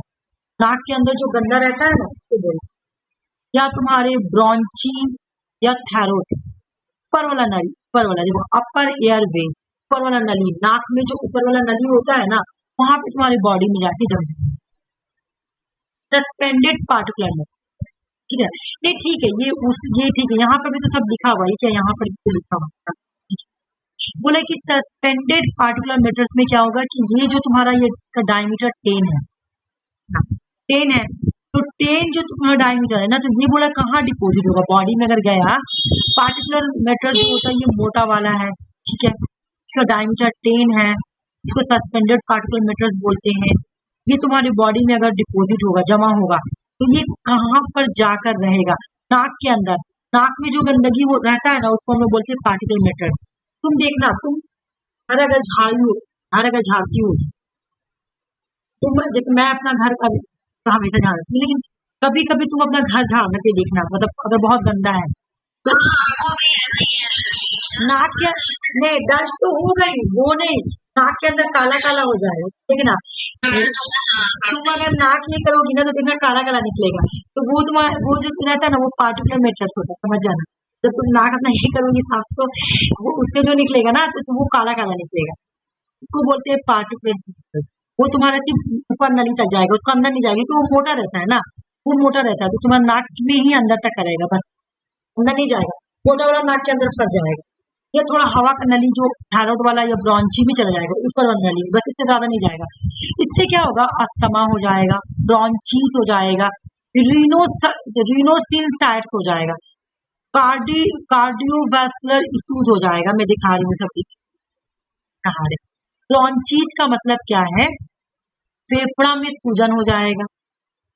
कॉज ऑफ रेनोसिनसाइट्स का मतलब है नोज में प्रॉब्लम होगा, ये सब डिजीज हो जाएगा तुम्हें, तो तुमको नहीं मतलब जिसको होगा, ठीक है ना, ये सब हो जाएगा, बीमारी, हार्ट अटैक हो जाता है सब, क्या ये ना। पार्टिकुलर मेटर्स मोटा वाला, कॉर्ड्स का मतलब होगा मोटा, डायमीटर कितना है 10, सस्पेंडेड पार्टिकुलर मेटर्स बोल रहे हैं, ये कहाँ तक जाएगा, नाक में। चलो मैं बॉडी बना, मैं यहाँ पे पिक्चर बना, तो ये तो नाक है, तो यहाँ तक जाएगा, ये वाला यहाँ तक हिस्सा में जाएगा, ये वाला 10 मीटर वाली, वो मोटा है तो बॉडी के अंदर भी नहीं जा रहा, अभी नाक में ही फंसा हुआ, ये ऊपर वाला नली तक जाएगा, ठीक है ना। बोला कि थायराइड में जाएगा, ब्रॉन्ची में जाएगा, बस इतना ही। ऊपर वाला थायराइड के ऊपर वाला, ये ब्रॉन्ची के ऊपर वाला नली, फेफड़ा के ऊपर जो नली होता है ना, फेफड़ा के अंदर नहीं जाएगा, ऊपर फेफड़ा का नली के ऊपर रहेगा। जैसे कोई इंसान ना, मैं बता रही हूँ, कोई इंसान है ना माइन में काम कर रहा, माइनिंग कर रहा, मतलब कोयले का काम में काम करता है, तो तुम देखना वो लोग जब आएंगे ना, तो अगर बहुत मतलब, चलो वो लोग भी तो काम ही करते, चार लोग, तो वो लोग अपना नाक देखेंगे तो उनका नाक के अंदर पूरा काला काला जमा। तुम कभी घर झाड़ना ना, अगर तुम अपना घर झाड़ कभी भी साफ करती, तो जो गर्दन वो क्या होगा, देखो तुम्हारे नाक के अंदर चल जाएगा। मैं सच बोल रही हूँ, मैं 1-2 बार मेरे साथ ऐसा हुआ है, जब मैं नहाने जाती थी मेरे को कैंडल जलाने से भी होता है, बिल्कुल बोल रही थी, तो ये सब होता है, तो नाक के अंदर जाके, तो जब नाक के अंदर तो समझ ना वो पार्टिकुलर मेटर 10 है, तो तुमको दिख रहा है ना, समझ ना वो पार्टिकुलर मेटर 10 है। लेकिन उसके बाद पार्टिकुलर मेटर्स 2.5 ये फाइन होते हैं, बारीक, फाइन का मतलब बारीक, अच्छा मैं उर्दू भी कभी कभी यूज करती, सॉरी, मतलब थोड़ा मतलब ये थीन होता है पार्टिकुलेट्स, ठीक है ना। 2.5 इसका डायमीटर होता है, ये रिस्पायरेबल होता है, मतलब इसको तुम सांस ले सकते हो। देखो यहाँ पे सस्पेंडेड पार्टिकुलर मैटर था, यही मैं बोल रही थी, ये तो यहाँ पे है ही, मुझे दिख ही नहीं रहा था। रिस्पायरेबल सस्पेंडेड पार्टिकुलर मैटर, ठीक है। ये फैनर होता है, फैनर मतलब थोड़ा सा मतलब डीप तक आ जाता है ये तुम्हारे लंग्स के अंदर, मतलब इंसान के लंग्स, ब्रोंचेलियोस एलोवेली के अंदर चल जाएगा, मतलब फेफड़ा के अंदर चल जाएगा ये, ठीक ना। इससे क्रोनिक रिनोसिंसाइड्स, अस्थमा, ये सब बीमारी, और कार्डियोवास्कुलर डिजीज।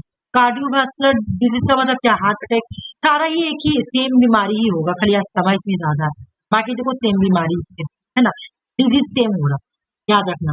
अगर तुमसे पार्टिकुलर मैटर्स का डिजीज मांगेगा तो इसमें से कोई भी रहेगा तो सब हो जाएगा, याद रखना, ठीक है ना। बाकी तुम खाली इतना याद करो कि इसका डायमीटर क्या है, तो 2.5। फाइन का मतलब क्या होता है, थोड़ा और डीप, डीप, थिन, ये सब बोल सकते, ठीक है ना। इसका जो डायमीटर होता है 2.5 होगा, ये रिस्पायरेबल होगा, मतलब ये सांस लेंगे तब अंदर चल जाएगा। ये थोड़ा और, ये बहुत ज्यादा थिन होता है, तो सांस लेने से जब सांस लूंगी ना, हाँ जो तो बोली ना कैंडल जल रहा, वो सांस के थ्रू जाएगा सिस्टम।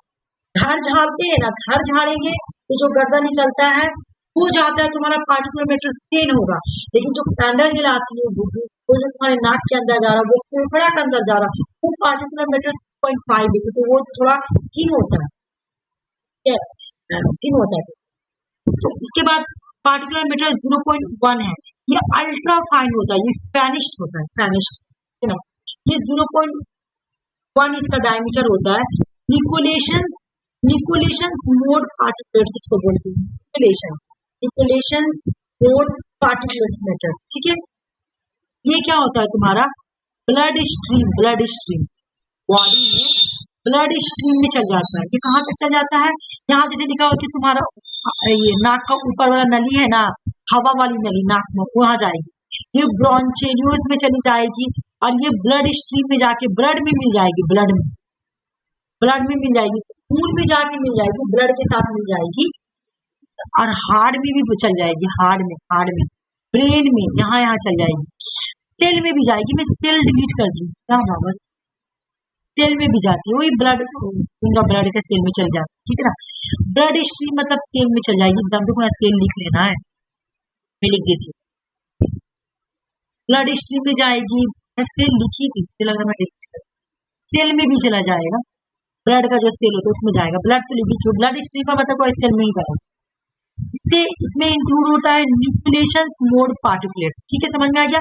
जो सबसे बारीक होता है, जो सबसे फिनिश्ड होता है, जो सबसे थीन होता है ना, सबसे थीन पानी के जैसा, वो तुम्हारे ब्लड में जाके इससे हो जाएगा न्यूरो डिजेनरेटिव डिजीज,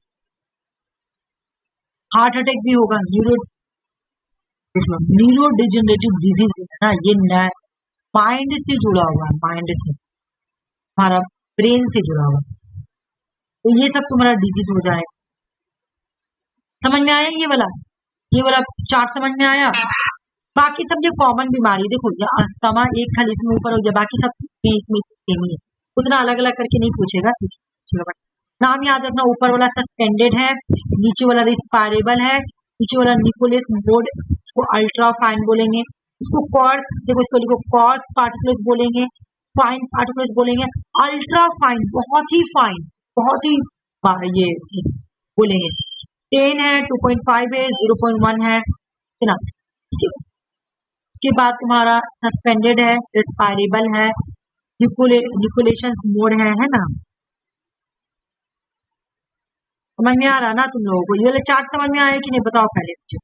इसका चार्ट बनाने का तो जरूरत नहीं, क्योंकि इसका चार्ट ऑलरेडी बना हुआ है, बिकॉज कि इसका चार्ट, हाँ इसका चार्ट तो ऑलरेडी बना हुआ, तो इसको बनाने का जरूरत।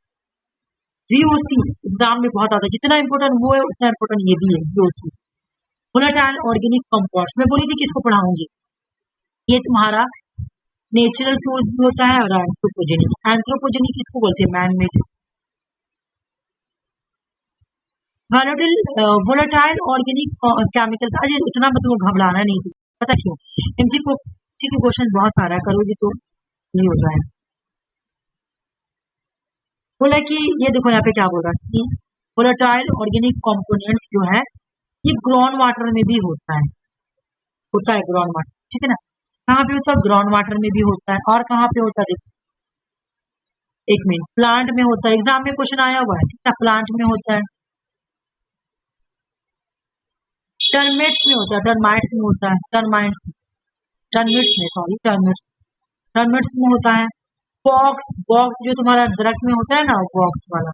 और वेटलैंड्स में, बॉक्स में होगा, वेटलैंड्स में होगा हमारा।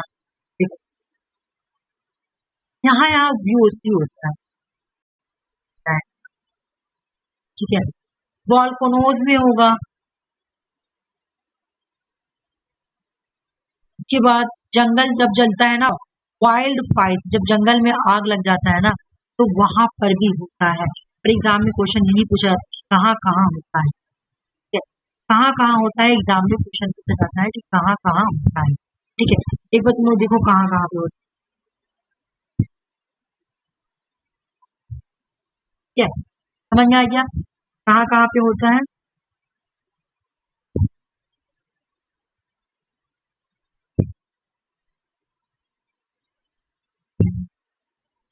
क्या ये बोल रहा है कि तुम्हारा वेटलैंड्स में, बॉक्स में, टर्मिट्स में, प्लांट में, यहाँ पे लिखा हुआ है प्लांट्स में इमिट। अच्छा, प्लांट में भी कहाँ कहाँ से निकलता है, देख लो, टर्पेन्स, एसोप्रेन, अनऑर्गेनिक कंपाउंड्स प्लांट में होता है। जो प्लांट में होता है, प्लांट की जो टर्मेट्स, मतलब तुम देखी होगी प्लांट से एक अजब सा तुम्हारा ग्रीन ग्रीन कलर अजब सा, मतलब एक होता है, क्या बोल, ब्लड नहीं होता, शहद का जैसा दम लगता है, निकलता है, तो वो VOC निकलता है। वो जो निकलता है ना, उसके अंदर होता है टारपेन से निकलता है, एसोप्रेन से निकलता है, और अदर ऑर्गेनिक कंपाउंड्स होते हैं। फिर उसके बाद बोला कि ये जो है ना, फॉरेस्ट और वेजिटेशन, जब हम लोग वेजिटेशन करते हैं, और जंगल से भी निकलता है, जंगल और फॉरेस्ट। प्लांट में कहाँ कहाँ से?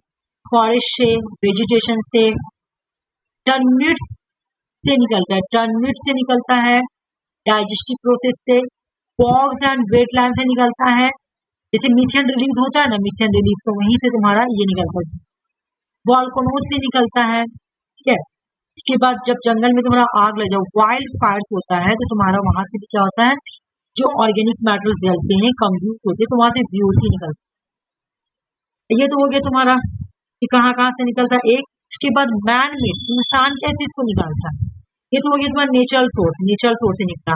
अब मैन मेड कहाँ से निकलता है, इंसानी। हाँ बोलो। अच्छा ठीक है, बिल्कुल जाओ, ठीक ठीक। एंथ्रोपोजेनिक ह्यूमन माइंड वेक्टल से निकलता है, देख लो इम्पोर्टेंट ये क्वेश्चन, दो बार आया हुआ है, इस बार 2025 में भी क्वेश्चन आया हुआ है, ठीक है। और ये पहले का भी क्वेश्चन है कि कहाँ ये तुम्हारा क्या नाम, VOC इनमें से क्या से निकलता है, ऐसे क्वेश्चन था, लिखा होता ट्रांसपोर्ट सेक्टर और 3 अदर ट्रांसपोर्ट सेक्टर से निकलता है, व्हीकल से निकल रहा, इंडस्ट्रियल प्रोसेस से निकलता है, पावर प्लांट से निकलता है, हाउस होल्ड से प्रोडक्ट होता है, एग्रीकल्चर एक्टिविटी से निकलता है, और ट्रांसपोर्ट फैक्ट्री से निकलता है। एग्रीकल्चर से कैसे, जब इंसान पेस्टिसाइड यूज कर रहा है, हेर्बिसाइड्स यूज कर रहा है, फर्टिलाइजर यूज कर रहा है, तो वहां से VOC निकलता है। तो इंसान यूज कर रहा है। और घर से कैसे निकलता है, पेंट, हम लोग जो घर में पेंट करते हैं ना, या क्लीनिंग करने के लिए जो हम लोग यूज करते हैं, जैसे कि हम लोग घर को पोछा लगाने के लिए कुछ केमिकल यूज करते हैं ना, घर में कोई कूड़ा मकोड़ा ना हो, या फिर घर, हाँ, फिनाइल हो गया, या फिर नहीं ब्लीचिंग पाउडर के लिए, रूम क्लीनिंग के लिए जो हम लोग यूज करते हैं, क्या बुरा करें, वही सब रूम क्लीनिंग के लिए जो भी यूज करते हैं वो चीज। पावर प्लांट में क्या होता है, हम लोग फॉसिल फ्यूल जलाते हैं, तो वहां से VOC निकलता है। इंडस्ट्रियल में भी क्या होता है, पेट्रोलियम को रिफाइनरीज का मतलब क्या है, पेट्रोलियम को साफ करते हैं, जब केमिकल प्लांट, मैन्युफैक्चरिंग प्रोसेस सबसे तुम्हारा निकलता है, ठीक ना, और गाड़ी वगैरह से निकलता है। VOC जो है ना, इससे कैंसर होता है, और ये फोटोकेमिकल स्मॉग बनाते हैं, ये तो ओजोन को भी बनाते हैं, ये किसको बनाता है, ओजोन को बनाने में हेल्प करता है। ये फोटोकेमिकल बनाने में भी हेल्प करता है, फोटोकेमिकल स्मॉग को बनाने में हेल्प करता है। फोटोकेमिकल स्मॉग कैसे बनता है, हम लोग पता है ना, मेन NOx प्लस सनलाइट और प्लस तुम्हारा VOC है ना। बिल्कुल ओजोन भी इसी तरह बनता है, ओजोन को भी अगर तुम बनाओगे तो ऐसे ही बनेगा, NOx plus sunlight plus VOC। ये दो ऐसे ऐसे कैंसर होता है। VOC से सबसे बड़ा जो डिजीज होता है वो कैंसर होता है। सेकेंडरी पॉल्यूटेंट में मतलब देखो, सेकेंडरी पॉल्यूटेंट में मैं ओजोन तो पढ़ाऊंगी, सल्फेट ना इसका ये नहीं पूछेगा कि क्या बना कैसे बना, नाइट्रेट नहीं पूछेगा। फोटोकेमिकल स्मॉग में पढ़ा चुकी है ना। पैरोक्सीनेट्रेट से भी तुमसे उतना नहीं पूछेगा, फुल फॉर्म पूछता है, ये देख लो पैरोक्सिल नेट्रेट, यानी पैन का फुल फॉर्म क्या है, पैरोक्सिल नेट्रेट्स। एसिड रेन, सल्फर डाइऑक्साइड, ये सब मैं बाद में पढ़ाऊंगा, ठीक है ना। अल्डेहाइड या कैटॉन्स, ठीक है, कैटॉन्स, ये सब सेकेंडरी पॉल्यूटेंट है। देख लो ये सेकेंडरी पॉल्यूटेंट है। अब तक जो हम लोग पढ़े थे वो प्राइमरी पॉल्यूटेंट है। एक बार हम लोग ओजोन लेवल पढ़ते हैं, जो बैड वाला ओजोन है, ठीक ना। बोला कि जो देखो यहाँ पे लिखा हुआ है, ये क्या है, सेकेंडरी पॉल्यूटेंट है। ओजोन 3 क्या है, ओजोन सेकेंडरी पॉल्यूटेंट। क्यों? क्योंकि ये रिएक्शन होके बन रही है। ओजोन कैसे बन रही है, sunlight plus NOx plus VOC ऐसे बन रही है ना। इस वजह से ये भी सेकेंडरी पॉल्यूटेंट है। क्या बोल रहा है कि फोटोकेमिकल रिएक्शन बीइंग द, अच्छा एक मेरी और बात सुन, बोल रहा है कि जो ओजोन है ना, जो बैड ओजोन है, जो ground level ozone, ground level ozone है ना, ये तुम्हारा द सनराइज, जब सूरज निकलता है तो केमिकल के साथ रिएक्शन होता है, intensify afternoon, intensify sunlight high enough produce maximum ozone concentration. मतलब ओजोन कब सबसे ज्यादा बनता है, मैक्सिमम प्रोड्यूस ओजोन कब होता है, आफ्टरनून में, दोपहर में सबसे ज्यादा बनता है, प्रोड्यूस होता है, याद रखना। जब वो भी कैसे बोल रहा है कि ओजोन कब बनता है, देखो सन बनने का मैं तरीका बता दी, ठीक है ना। लेकिन बोल रहा है कि ओजोन सबसे ज्यादा किस वक्त बनता है, जो तुम्हारा सरफेस है अर्थ पे, जिसपे हम लोग रहते हैं, इंसान कहाँ रहते हैं, जमीन, तो अर्थ में रहता है, तो सबसे ज्यादा ओजोन बनने का वक्त कब है, कब ये अर्थ पे सबसे ज्यादा आके कॉन्सेंट्रेट करता है, आफ्टरनून। क्यों भाई आफ्टरनून, दोपहर का टाइम, क्यों दोपहर के टाइम, तुम देखी होगी सनराइज एकदम पूरा सूरज की रोशनी बहुत ज्यादा अर्थ पे आ जाती है ना, बहुत ज्यादा इंटेंसिटी उसका बढ़ जाता है। ये फोटोकेमिकल के साथ रिएक्शन होती है, ठीक है, और रिएक्शन होने के साथ मतलब यहाँ पे सनलाइट सबसे ज्यादा मैक्सिमम ओजोन कॉन्सेंट्रेशन तुमको देखने को मिलता है आफ्टरनून में, ठीक है। ये बोला कि जो ओजोन एग्जिस्ट टू लेयर, बोला कि एटमॉस्फेयर में दो तरह का ओजोन होता है, एक होता है गुड वाला हम लोग पढ़ चुके हैं, है ना, जिसको स्ट्रेटोस्फेरिक बोलते हैं, और ये है बैड, स्ट्रेटोस्फेरिक ओजोन को हम लोग बोलते हैं बैड। इस ओजोन का नाम क्या है, बैड ओजोन। नाम में क्वेश्चन पूछते हैं इनमें से बैड ओजोन कौन है, तो जो तुम्हारा स्ट्रेटोस्फेरिक ओजोन है ना,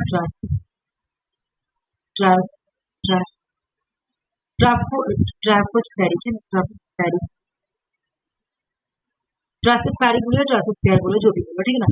ये क्या है, ये बैड ओजोन, बैड ओजोन, और ये आफ्टरनून में ज्यादा प्रोड्यूस होता है। ये क्या करता है, the bad ozone harmful breath, सांस लेने में प्रॉब्लम है, हार्मफुल है। जब ये तुम्हारा बैड ओजोन रहेगा ना, तुम सांस लोगे तो नुकसान पहुंचाएगा। ये क्रॉप्स को डैमेज कर देता है, ट्री को डैमेज कर देता है, वेजिटेबल को डैमेज कर देता है। बोला कि देखते हैं इसका क्या क्या इफेक्ट है। इससे रिस्पिरेटरी प्रॉब्लम होता है, अस्थमा हो जाता है, लंग्स की डिजीज हो जाती है, आई इरिटेशन होता है, लंग्स काम करना बंद कर देता है, वेजिटेशन को डैमेज कर देता है, एग्रीकल्चर प्रोडक्टिविटी खत्म कर देता है, मटेरियल डैमेज कर देता है। मटेरियल डैमेज का होता है क्या, जैसे तुम देखी होगी धूप में अगर तुम कोई चीज रखोगी तो देखना काला पड़ जाएगी, जैसे गाड़ी को तुम रखोगी तो गाड़ी भी तुम्हें हल्का सा उसका कलर चेंज होने लगता है। इसलिए इंसान ना जब ज्यादा धूप में गाड़ी को नहीं रखता है, तो वहां पे मध्यम टाइप का पड़ जाएगा, तो मेटल का होता है तो उसको भी डैमेज कर देगा। बोला अदर जो इसका इफेक्ट क्या होगा, विजिबिलिटी, आंखों की रोशनी को कम कर देगा, है ना, ये सब करेगा तुम्हारा। Interference with the nitrogen cycle, nitrogen cycle में ये इंटरफेयर करेगा, ये सब करेगा। अच्छा क्या कंट्रोल कर सकते हैं, प्राइमरी पॉल्यूटेंट को कंट्रोल किया जा सकता है। एटमॉस्फेयर में दो तरह का पॉल्यूशन पाया था, मैं बोली ना, प्राइमरी पॉल्यूटेंट और तुम्हारा सेकेंडरी पॉल्यूटेंट, ठीक है ना। तो क्या प्राइमरी पॉल्यूटेंट को कंट्रोल कर सकते हैं? बिल्कुल कंट्रोल। कैसे कंट्रोल करेंगे? क्योंकि ये डायरेक्ट इन्वायरमेंट में आती है, तो इंसान अगर रिड्यूस कर दे एंथ्रोपोजेनिक इमिशन, इंसान जो इमिशन कर रहा है ना, इंसान जो मैन मेड इमिशन जो हो रहा है ना, इंसान जो मैन मेड इमिशन हो रहा है, इंसान अगर उसको कम कर देंगे तो हम लोग प्राइमरी पॉल्यूटेंट पे कंट्रोल कर सकते हैं। तो क्या इसके जो कंपेरिजन ये है, क्या हम सेकेंडरी पॉल्यूटेंट को ये कंट्रोल कर सकते हैं? नो, नो कंट्रोल, कॉम्प्लिकेटेड है। क्यों? ये रिएक्शन होके बनती है। Control the secondary pollutant is a much more complicated process because की केमिकल रिएक्शंस इन्वॉल्व, क्योंकि सेकेंडरी पॉल्यूटेंट किसी रिएक्शन के साथ बनती है। ओजोन कैसे बन रही है तुम देख रही हो ना, पहले तुम्हारा NOx आ रही है, उसके बाद सनलाइट आ रही है, उसके बाद VOC, इन सब के रिएक्शन से बन रही है। तो इनको कंट्रोल करना बहुत कॉम्प्लिकेटेड है, इसलिए सेकेंडरी पॉल्यूटेंट को कंट्रोल करना बहुत ही मतलब कॉम्प्लिकेटेड है, जबकि प्राइमरी पॉल्यूटेंट को कंट्रोल करना कर सकते हैं अगर मैन में ना बोल दे तब। चलो क्वेश्चन सॉल्व करो, और भी है, पहले ये क्वेश्चन सॉल्व करते मैं दूसरा टॉपिक, तुम लोग का माइंड भी थोड़ा हैंग हो गया होगा ना, तो इस वजह से।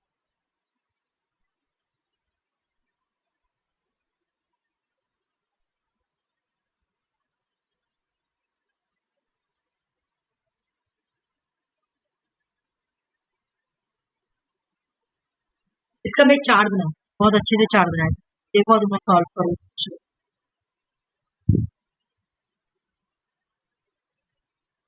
Option A. सुषमा और अंजलि बोलो।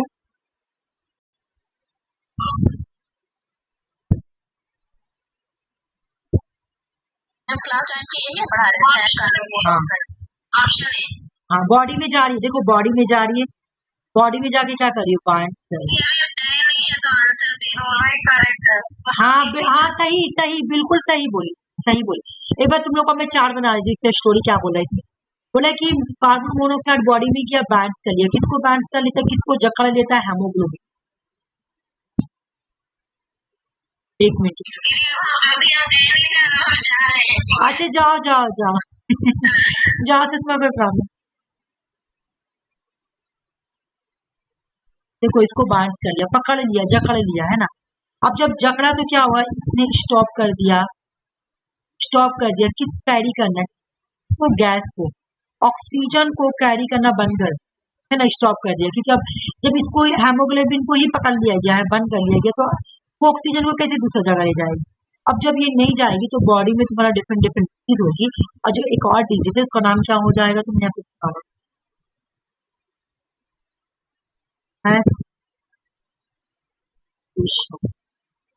ये इस टाइप का डिजीज है, या फिर और भी मैं डिजीज बताई थी, डिसओरिएंटेशन हो जाएगा, हेडेक होने लगेगा, नोजिया होने लगेगा, ये सब बीमारी होनी, ठीक है। हेमोग्लोबिन रुक जाता है, स्टॉप हो जाता है, तो ऑक्सीजन कैरी नहीं होता है, बंद हो जाता है ऑक्सीजन चलना। हम लोग को बॉडी में ऑक्सीजन कैसी काम करती है? ब्लड लेके चलती है, हम लोग की बॉडी में ऑक्सीजन ब्लड लेके चलती है। यहाँ क्या बोला? कार्बन मोनोऑक्साइड एक सीरियस एसिडिक है जो कि short exposure have a fatal health issue. अच्छा, इसको क्या बोलते हैं? दम घुटना, बीमारी का नाम। तो बोल रहा है कि जब कार्बन मोनोऑक्साइड तुम्हारा एक सीवियर बीमारी है ना, एस्फेक्सिड है, मतलब इससे क्या होगा? एस्फेक्सिड माने दम घुटना, तो इससे क्या होता है? तुम्हारे को फैटल हेल्थ हो जाएगा, कमजोरी लगेगा बहुत ज्यादा। तो ये कब होता है? क्योंकि हेमोग्लोबिन बॉडी में प्रेजेंट है और great affinity towards carbon dioxide, मतलब ये क्या करता है? हेमोग्लोबिन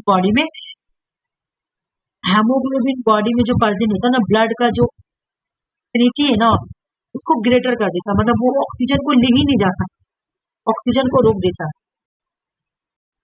इस टाइप का एक और क्वेश्चन है, सॉल्व करोगे। VOC क्या क्या काम करती है VOC? अभी मैं बताऊं, बोलो बोलो ये VOC क्या करती है? कैंसर होता है VOC से। और VOC क्या करती है? तुम्हारा फोटो स्मॉग बनाती है। हाँ, फोटो केमिकल स्मॉग बनाती है। अच्छा, 2025 में इसी टाइप का क्वेश्चन आया हुआ है, ये पुराना क्वेश्चन, लेकिन 2025 में कैसे क्वेश्चन आया है? सनलाइट है ना, ये सब मौजूद आती, तो आंसर 1 नंबर होगा। नहीं, 1 नंबर कैसे होगा? एक नंबर एसी ट्रेन कहाँ बनाती है, मैं कहाँ लिख एसी ट्रेन बोली, एसी ट्रेन तो SO2 वाटर प्यूपर, ठीक है, और NO2 NOx plus water pauper मिलकर बना एसी ट्रेन। लोग कहाँ बनाए, ठीक है, ये तो गलत हो गया तुम्हारा एक, तो बचा तुम्हारा 2 और 3। Most relevant effect of the particulate matter air human health, बोलो इससे क्या हो, हाँ बिल्कुल, क्या हो जाएगा इससे, रिस्पायरेटरी डिजीज, ये करंट क्वेश्चन, बस रिस्पायरेटरी डिजीज देख के ही आंसर मार दे, ठीक है। इसके बाद बोलो पैन का फुल फॉर्म क्या है,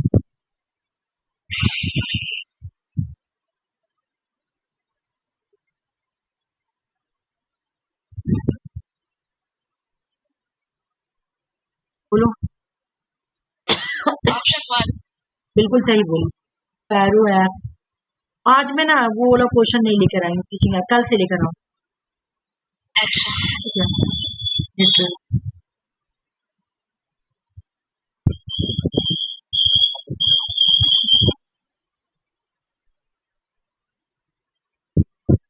एयर क्वालिटी इंडेक्स में कौन कौन सा है बताओ तो, एयर क्वालिटी इंडेक्स लिखा है, तुम्हें लग रहा है क्लास में, सुषमा तो लग रहा खाना लाने गई है और अंजलि लग रहा है कि लीव कर गई।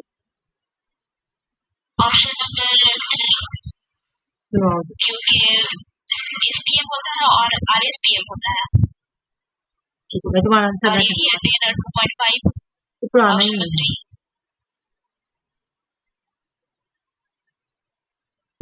Caused by atmospheric particle matters, कौन कौन सा बीमारी होता है,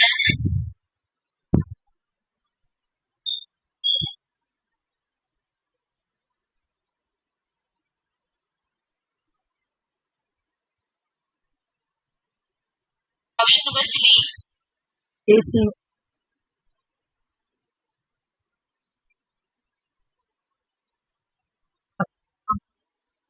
dry sand, तो उसकी कहाँ से निकलता है,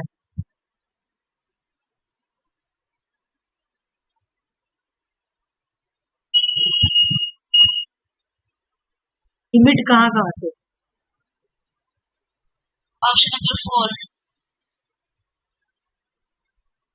पेटल से, प्लांट से, टर्मिट से, पावर प्लांट से, वॉक से, तो और कैसे, हाँ ठीक, बिल्कुल सही है।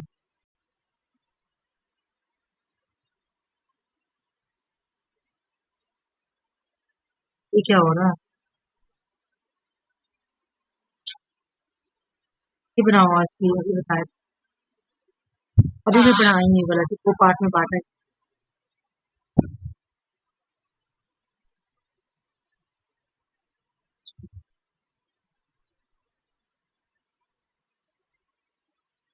कल हो सकता तो आर्टिट्यूड लेके आए, डिजास्टर वाला है, हजार सुनाम, इष्ट का कीवर्ड क्या था, स्मोक का क्या था, मैं देखती हूँ,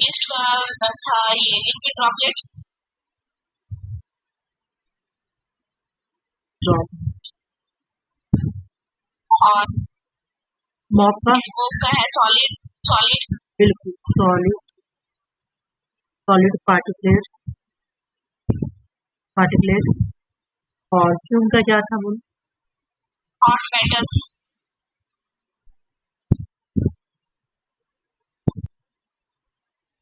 और यहाँ दे, और ये CO है ना, ठीक है, तो ये क्वेश्चन सॉल्व हो गया,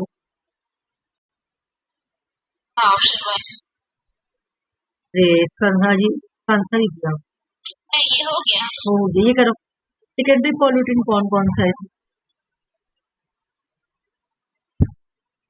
सेकेंडरी पॉल्यूटेंट कौन सा है,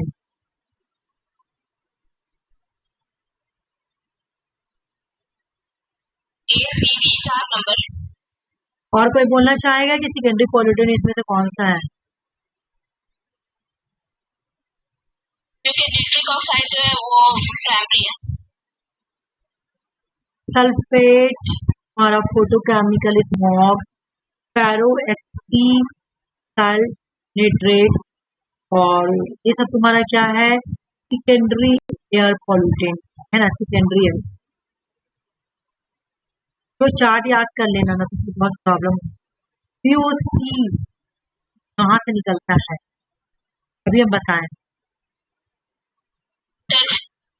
टारपेन से निकलता है, टारपेन है ना, ऊपर पढ़ाए थे टारपेन से निकलता है। और ये क्या है, ये यूजिंग में पढ़ाए थे, मैं नहीं बताऊंगी तुमको भी। फॉर्मलहाइड जो है ना वो इंडोर में जब इंडोर डिजीज है, बिल्कुल इंडोर डिजीज है, इंडोर एयर पॉल्यूटेंट है ना, एयर पॉल्यूटेंट।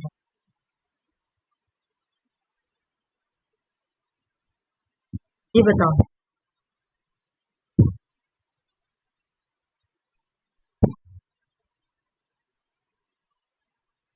ऑप्शन 1 बोलोगी अंजलि कि VOC कहाँ कहाँ से इमिट होता है, अभी बताए वैकल से होता है, पी से भी होता है ना। VOC तुम्हारा वेटलैंड, टारपेन, वेकेल्स, ट्री, इन सब चीजों से क्या होता है, इमिट होता है।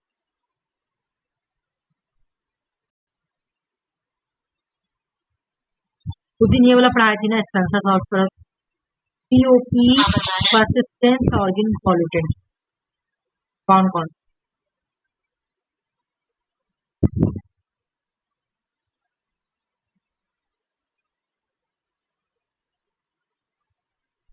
ऑप्शन नंबर 1 एक हमेशा देता है, इससे पहले भी एक क्वेश्चन आया हमारा, VOC जरूर देगा, तो क्वेश्चन ऐसे देता है, इसमें पूरा लिखा हुआ था वोलेटाइल ऑर्गेन कंपाउंड, एक हटाने से आंसर बना, लेकिन यहाँ एक हटाने से नहीं बना, लेकिन फिर भी दो तो हट जा रहा है VOC को हटाने से।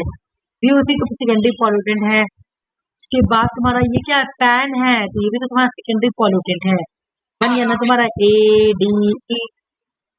पैन क्या है तुम्हारा, पैन अभी हम ऊपर पढ़ा है, पैन और तुम्हारा VOC, ये सेकेंडरी पॉल्यूटेंट है, ये परसिस्टेंट ऑर्गेन कंपोनेंट नहीं है। फोटोकेमिकल से क्या क्या बीमारी होती,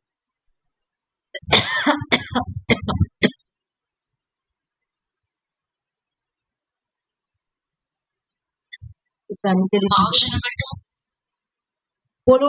देखो यहाँ पे क्या बोल रहा है कि फोटोकेमिकल स्मॉग से क्या हो रहा तुम्हारा, आई इरिटेशन, बिल्कुल सही है। फिर बोलो फोटोकेमिकल स्मॉग जो है ना, इससे तुम्हारा ओजोन भी बनता है, ओजोन ही जैसा ही, वन ऑफ कॉन्स्टेंट, जो बोल रहा है कि एक तरह का स्मॉग की जैसा ही होता है, दोनों का बनने का प्रोसेस भी तो सेम ही है ना, तो ये भी सही है, लेकिन दोनों अलग अलग बात बोला। यहाँ पे बोल रहा है कि फोटोकेमिकल से ये हो रहा है, लेकिन ये बोला कि ये एक ऐसा एक जैसा है, ये दोनों बनता कैसे, सनलाइट प्लस VOC प्लस तुम्हारा NOx है ना, दोनों तो ऐसे ही बनता है, तो इसलिए दोनों अलग अलग है, लेकिन सही है। Non point source of water pollution क्या क्या है,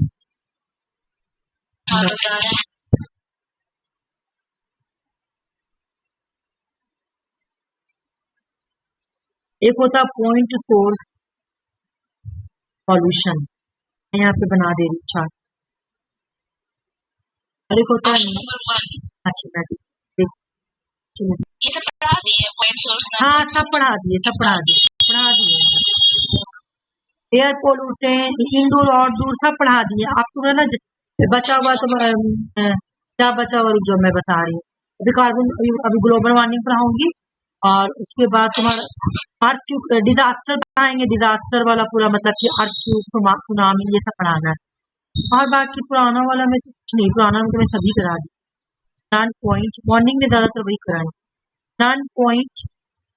हर्षी तुम क्या बोली थी आंसर, ऑप्शन 1 बोले थे, नॉन पॉइंट सोर्स। हाँ स्पेसिफिक लोकेशन नहीं होता है ना, हाँ देखो नॉन पॉइंट सोर्स, हाँ पॉइंट सोर्स में क्या होता है तुम्हारा, इसमें ये डाइफ्यूज होता है, सबसे बड़ा इसका डिफरेंस, डाइफ्यूज फैला हुआ होता है, ऐसे ऐसे ऐसे फैल जाता है, ठीक है। हमको ये वाला आपने कॉपी में समझाया था, हाँ हमको याद है, हम कॉपी में समझाए थे। हाँ ये एपिसेडिक होता है, इधर देखो, समझना ये अंजलि, बस इसका चार्ट याद कर लो। ये डाइफ्यूज होता है, एपिसिडिक होता है, और तुम्हारा ये डिफिकल्ट होता है इसको कंट्रोल करना, डिफिकल्ट होता है क्योंकि हमको पता ही नहीं चल रहा है कहाँ से पॉल्यूटेंट आ रहा है, तो मैं कैसे इसको मॉनिटर करूं। लेकिन जो पॉइंट सोर्स होता है ना, point source pollution, point source pollution जो होता है, इसका फीचर्स क्या है? इसका फीचर्स अगर तुम देखोगी तो ये आइडेंटिफाइबल है, इसको आइडेंटिफाई किया जाता है। स्पेसिफिक लोकेशन होता है, बिल्कुल स्पेसिफिक लोकेशन पता होता हमको लोकेशन।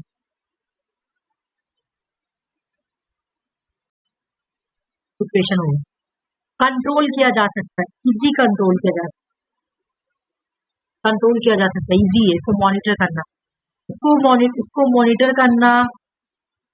करना या कंट्रोल करना। जब इसको कंट्रोल भी किया जा सकता है, मॉनिटर भी, लेकिन इसको डिफिकल्ट है, बस यही है याद कर। तो चार्ट हम चुना है। Concentration of formal height, the height, क्या इंडोर, अभी ये लोग क्वेश्चन पूछे तुमसे है ना, चलो बताओ तो। Option number 1 both are true. ये क्या है? ये इंडिविजुअल क्वेश्चन आता है, रट लो, इंडोर है, या ऐसे भी आता है फॉर्मल डी हाइट, क्या है? Indoor air pollutant. इसको बोला जाता है कार्सिनोजेन।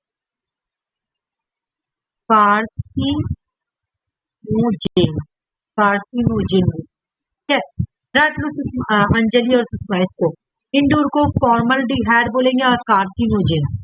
ठीक है, इसमें बताओ कौन सा एयर क्वालिटी इंडेक्स आएगा। इसी टाइप का क्वेश्चन आ रहा है, तो देखी थी ना, उसमें अलग थोड़ा था, बाकी यही वाला क्वेश्चन आया। तो क्वेश्चन घुरा भी रहा, देख रही हो। ऑप्शन नंबर सी।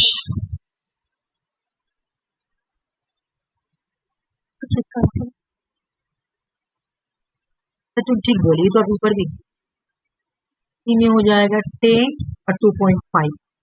मैं पढ़ाई थी कि 3 तरह का है, एक 2.1, 2.5 और एक है 10। तो ये जो दो गो है ना, ये आता है एयर क्वालिटी इंडेक्स में।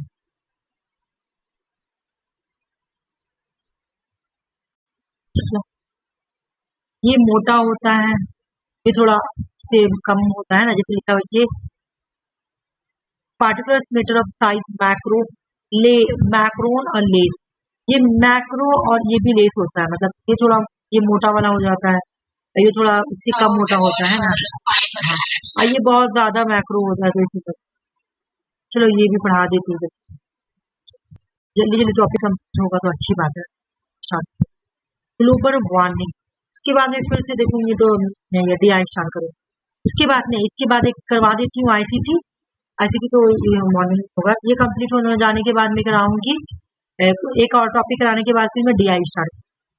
ग्लोबल वार्मिंग, ये थोड़ा सा ना, मैं ये करने से तुम्हारा क्या फायदा होगा कि डिवीजन होगा सेट के लिए। ग्लोबल वार्मिंग जो है एक लॉन्ग टर्म ईद और एवरेज ग्लोबल टेम्परेचर है। ग्लोबल वार्मिंग देखो क्या कर रहा है, मैं इसको पिक्चर से पढ़ाऊंगी, मतलब बना के बताऊंगी। ग्लोबल वार्मिंग जो है ना, ये क्या कर रहा है, टेम्परेचर को इंक्रीज कर रहा है, टेम्परेचर के लेवल को इंक्रीज कर रहा है। याद करो, इस पे एक एक पॉइंट याद करना इंपॉर्टेंट है। ग्लोबल वार्मिंग क्या कर रहा है, टेम्परेचर को इंक्रीज कर रहा है। क्या कर रहा है, टेम्परेचर को इंक्रीज कर रहा है। बार बार मैं एक ही बात बोल रही हूँ, ठीक है ना। ग्लोबल वार्मिंग क्या कर रहा है, टेम्परेचर को इंक्रीज कर रहा है। पहला तो मेरा ये हो गया, फिर मैं पहले इसको सेट करना चाहूंगी। ठीक है, ग्लोबल वार्मिंग क्या कर रहा है, टेम्परेचर को इंक्रीज कर रहा है। तो एक तो होने का वजह क्या है कि ग्लोबल वार्मिंग, ये लिखा तो नहीं, एक नंबर टेम्परेचर को इंक्रीज कर रहा है, एक हो गया। It is a consider natural phenomena but anthropogenic activity. बोला ये तो एक नेचुरल फेनोमेना है, बट ये एक तुम्हारा नेचुरल के अलावा ये एंथ्रोपोजेनिक अर्थ में, ठीक है। पोस्ट इंडस्ट्रियल रिवोल्यूशन, जब इंडस्ट्रीज नहीं आई थी ना, इंडस्ट्री जब नहीं आई थी तो have led to increase rate of temperature increase. बोल रहा है कि जब इंडस्ट्रीज नहीं आई थी ना तो इसका जो ये जो इंक्रीज हो रहा था ना, टेम्परेचर इंक्रीज हो रहा था बट एवरेज टेम्परेचर था अर्थ। बोला कि ये पोस्ट बोला पोस्ट इंडस्ट्रियल मतलब पोस्ट इंडस्ट्रियल रिवोल्यूशन, इंडस्ट्री आने के बाद तुम्हारा इंक्रीज हुआ है टेम्परेचर में, ठीक है ना, टेम्परेचर में इंक्रीज हुआ है। अब जब इंक्रीज हुआ ना एवरेज टेम्परेचर तो अर्थ का टेम्परेचर भी इंक्रीज हो गया और ऑक्सीजन का, ठीक है। बोला कि एक बात लेकिन यहाँ एक और बात सुन, ग्लोबल वार्मिंग क्या हो रहा है, ग्लोबल वार्मिंग की वजह से हो रहा तुम्हारा यह वादा देखो, ग्लोबल वार्मिंग वो क्यों हो रहा है, टेम्परेचर इंक्रीज हो रहा है। अर्थ का टेम्परेचर जो है वो जो है ना, अर्थ का टेम्परेचर जो है ना वो तो इंक्रीज क्यों हो रहा है, क्योंकि CO2 कार्बन डाइऑक्साइड ज्यादा हो जा रहा है की वजह से। ग्रीन हाउस गैस जो है ना ज्यादा, ग्रीन हाउस गैस अर्थ पे बहुत ज्यादा हो गया है, कार्बन डाइऑक्साइड ये सब जो ग्रीन हाउस गैस जो है ना इन सब की वजह से तुम्हारा ग्लोबल वार्मिंग, अर्थ पे ग्रीन हाउस गैस ना वो बहुत ज्यादा हो गया, ठीक लिखी ना, ग्रीन हाउस गैस, हाँ ग्रीन हाउस गैस जो है ना अर्थ पे ज्यादा हो गया, इसकी वजह से टेम्परेचर इंक्रीज हो रहा है। तो क्या हम लोग तो फिर ग्रीन हाउस गैस खत्म हो जाएगा तो हम लोग अर्थ पे रह पाएंगे नहीं, अर्थ को गर्म रहना भी जरूरी है।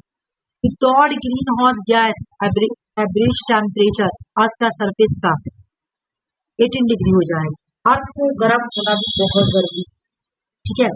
बोला अर्थ को गर्म रहना भी बहुत जरूरी, ठीक है। विदाउट ग्रीन हाउस गैस क्या होगा, अर्थ का जो सरफेस है ना 18 डिग्री सेल्सियस फ़ारेनहाइट हो जाएगा, पूरा हर जगह बर्फ बर्फ होता है। लेकिन अभी जो प्रेजेंट जो अर्थ का टेम्परेचर है ना वो है 50 डिग्री सेल्सियस फ़ारेनहाइट, 59 फ़ारेनहाइट, 59।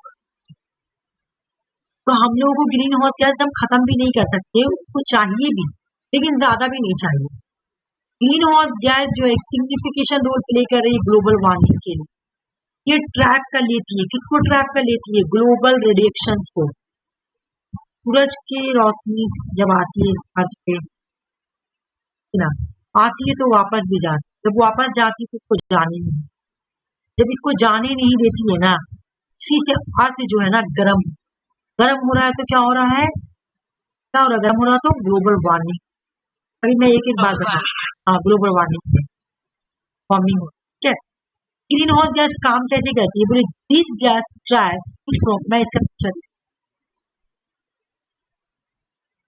यहाँ देख, सूरज की रोशनी अर्थ पे आ रही है, देख रही आ रही, कार्बन डाइऑक्साइड आ रहा है, मीथेन आ रहा है, CFC आ रहा है, ओजोन आ रहा है, नाइट्रोजन सब आ रहा है, लेकिन जब वापस जा रहा है तो इसको जाने नहीं दे रहे, इसको ट्रैप यहाँ पे रोक ले रहे, अर्थ इसको ऐसे करके ट्रैप कर ले। अब जब ये ट्रैप अर्थ के अंदर ही रह रहा, बाहर नहीं निकल रहा, तो ये क्या करेगी, अर्थ को गर्म नहीं करेगी। एक रूम है, ठीक है ना, रूम को तुम चारों तरफ से बंद कर, कहीं से बाहर से तुम्हारा कहीं से भी एयर निकलने का रास्ता ही नहीं, क्या होता है, गर्म हो जाता है। उसी तरह अर्थ हुआ, उसी तरह क्या किया, ये जो गैस है ना ट्रैप हीट फ्रॉम द सन से निकल के आ रही है, preventing the escape back into the space.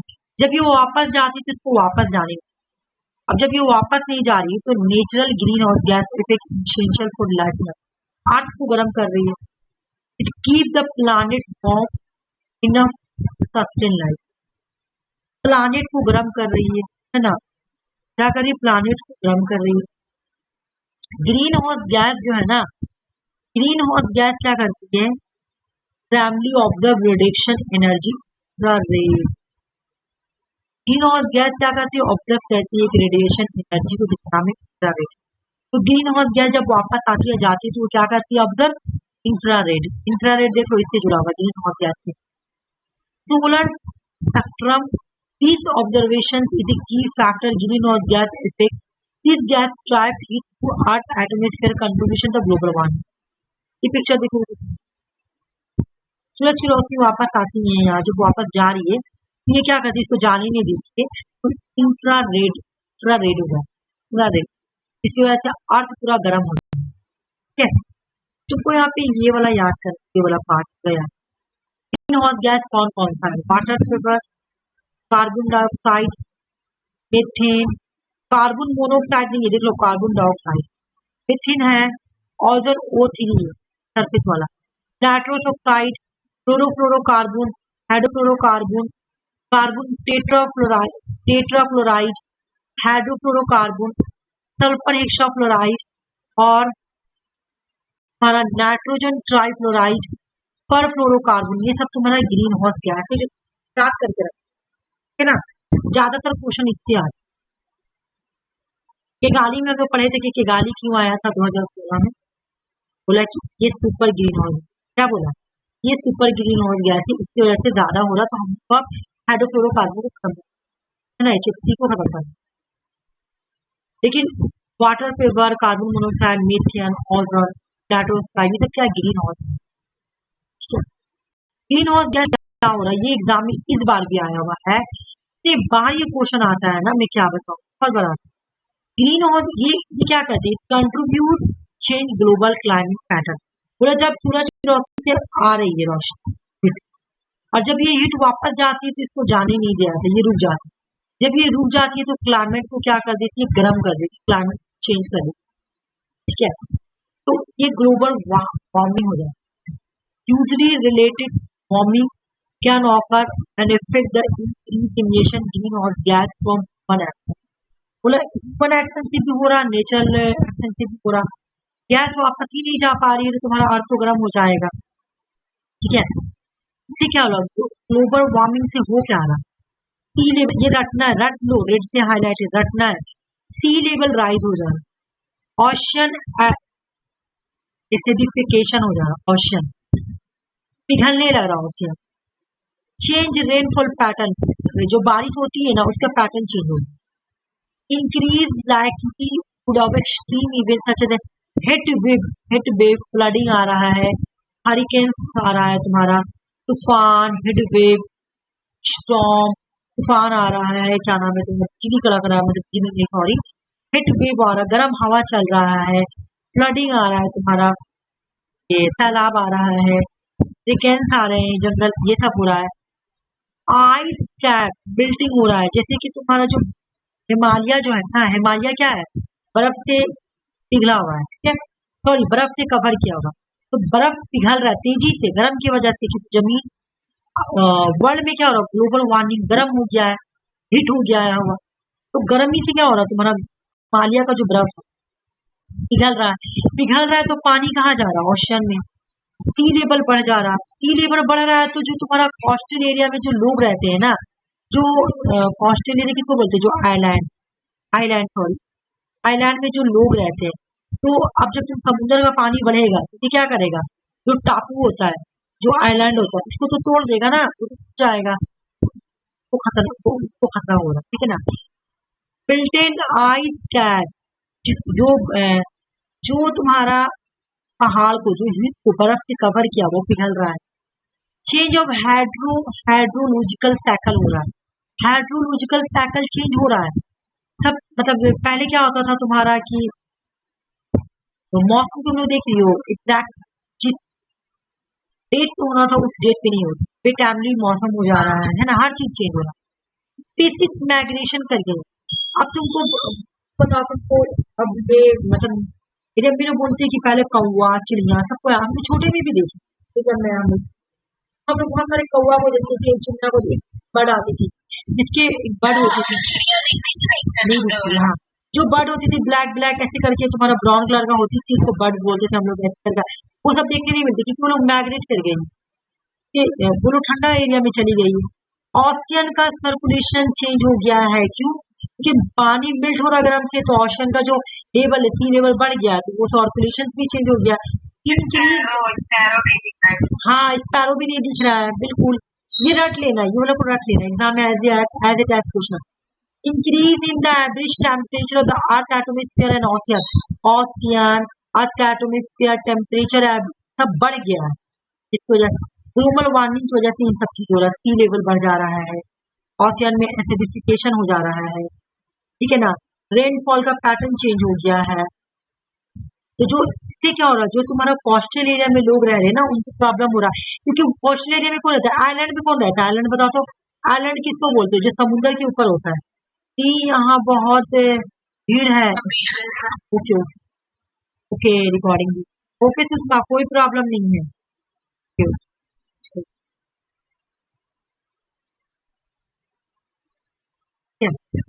समझ में आ गया ना कि सी लेवल राइज हो रहा था, इन सबसे ये सब बीमारी हो रहा। क्वेश्चन सॉल्व करोगे आराम से हो जाएगा। ग्रीन हाउस गैस के बारे में क्या क्या करेक्ट लिखा हुआ था, जो करेक्ट है वो चीज को हटाओ, जो करेक्ट। देखो सूरज की रोशनी से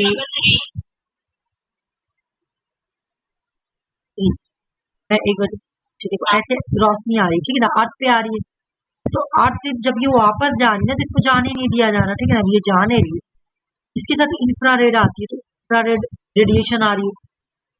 एक तो हो गया हाँ रेडिएशन पे इमिट हो रही है, ऑब्जर्व थर्मल रेडिएशन को इमिट करता है, एक तो सही बोला कि ये क्या होता है, they are generally of light green colour, में ऐसा कुछ पढ़ा ही नहीं तुम।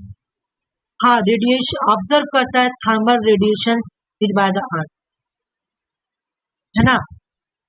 Water vapour is a green house gas, एक नंबर में ही लिखा हुआ है, और वाटर पेपर क्या है, वाटर पेपर एक ग्रीन हाउस गैस पावर, एक नंबर पे ही लिखा हुआ है। Green house gas global warming का बिल्कुल, अमोनिया में ग्रीन हाउस गैस की बिल्कुल भी नहीं, अमोनिया ग्रीन हाउस गैस एकदम स्टार्ट पढ़ना है। देखो वाटर पेपर एक नंबर में, देखो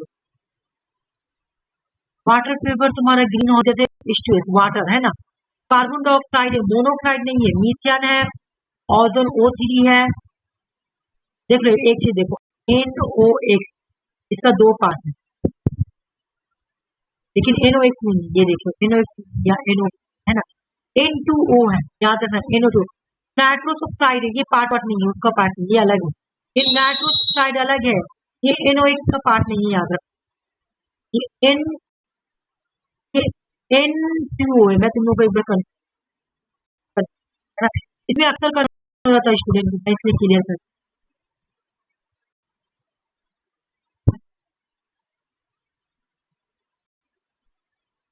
देख लो यहाँ पे नाइट्रिक ऑक्साइड और नाइट्रोजन, ये देखो NO2 है, और वहां पे क्या था, नाइट्रोस ऑक्साइड था, वहां पे N2O है।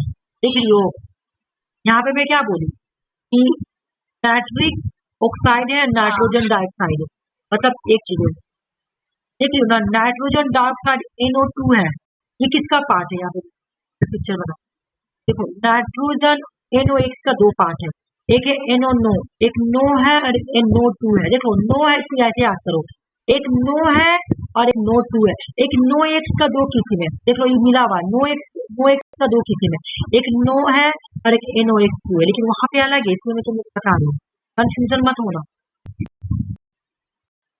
आई रुक जा,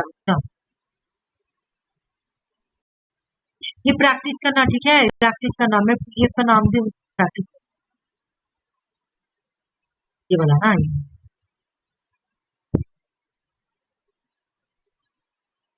हाँ ये वाला था, देखो नहीं ये नहीं करा रही थी मैं, गैस करवा रही थी, सॉरी। देखो यहाँ पे मैं क्या बोली, वहां पे NOx का दो भाई था, एक भाई का नाम है नो और एक भाई का नाम है NO2, है ना, लेकिन यहाँ पे देखो क्या है, यहाँ पे अकेला है, ये नाइट्रो जो ग्रीन हाउस गैस है ना, वो नाइट्रोस ऑक्साइड है, क्या है, नाइट्रोस ऑक्साइड, ये कोई नो, ये क्या है, ये नो नहीं है, N2O है। अब समझ में आ गया है ना, तो कंफ्यूजन हो जाता है एग्जाम में, इसे मैं क्लियर करूं, ठीक है।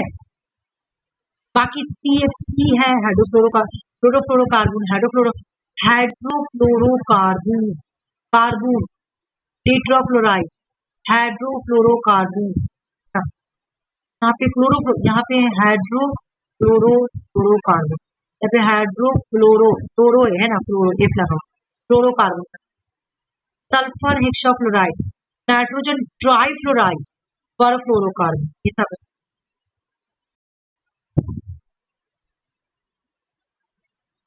बताओ ग्रीन हाउस गैस जब ऑब्जर्व करती है तो क्या ऑब्जर्व करती है, कौन सा इसमें से ऑब्जर्व करती है, बताओ ये अंजलि अभी बताया था ना कि जब आती है वापस, ग्रीन हाउस गैस किसका दो से याद रख लो, ग्रीन हाउस गैस हाँ अल्ट्रावायलेट, इंफ्रारेड से जुड़ी हुई है, ऐसे याद रखो।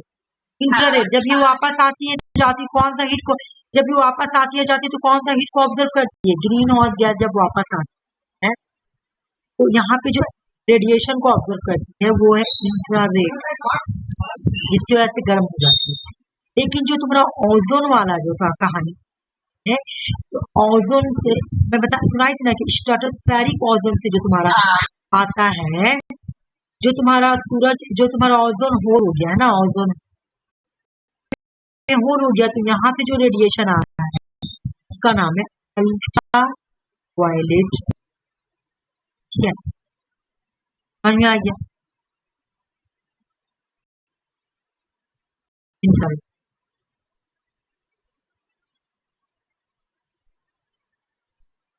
मैं तुम लोग को क्या बोली तो कैसे समझ कि जब से यहाँ से आती, ठीक है, तो ये आती है गर्म है,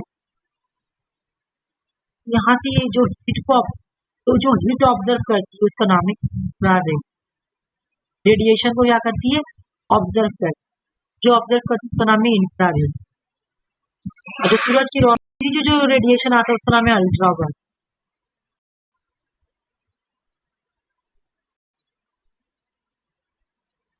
ओजोन होल से जो आता, अब देखो क्या क्या बीमारी होती है, बताओ क्या क्या डिजीज होता है, सब ग्लोबल वार्मिंग। अभी मैं बताई ना क्या क्या होता है, सर से नहीं आंसर बना, 1 सेकंड का, बिल्कुल हाइड्रोलॉजिकल साइकिल चेंज होता है, हाँ स्पेसिस माइग्रेशन करके चल जाती है, ये 2025 का क्वेश्चन है ये वाला। इसी तरह का एक और इसी एकदम सेम क्वेश्चन आया हुआ तुम्हारा इससे पहले एग्जाम में, यही हम आरसी को ये तो मैं 2025 में से क्वेश्चन लाई हूँ, लेकिन यही सेम क्वेश्चन इससे पहले भी मैं करवा चुकी हूँ आरसी।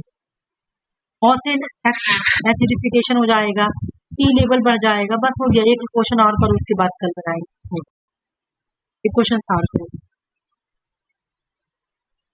हाँ ग्लोबल वार्मिंग इसमें से कौन कौन सा, ये green house gas, global warming जो होता है इसको कौन कौन गैस रिस्पॉन्सिबल, कौन कौन गैस रिस्पॉन्सिबल। अभी मैं इतना कहानी सुनाई, तो हो सके तो मुझसे बना ले, कहानी सुनाई।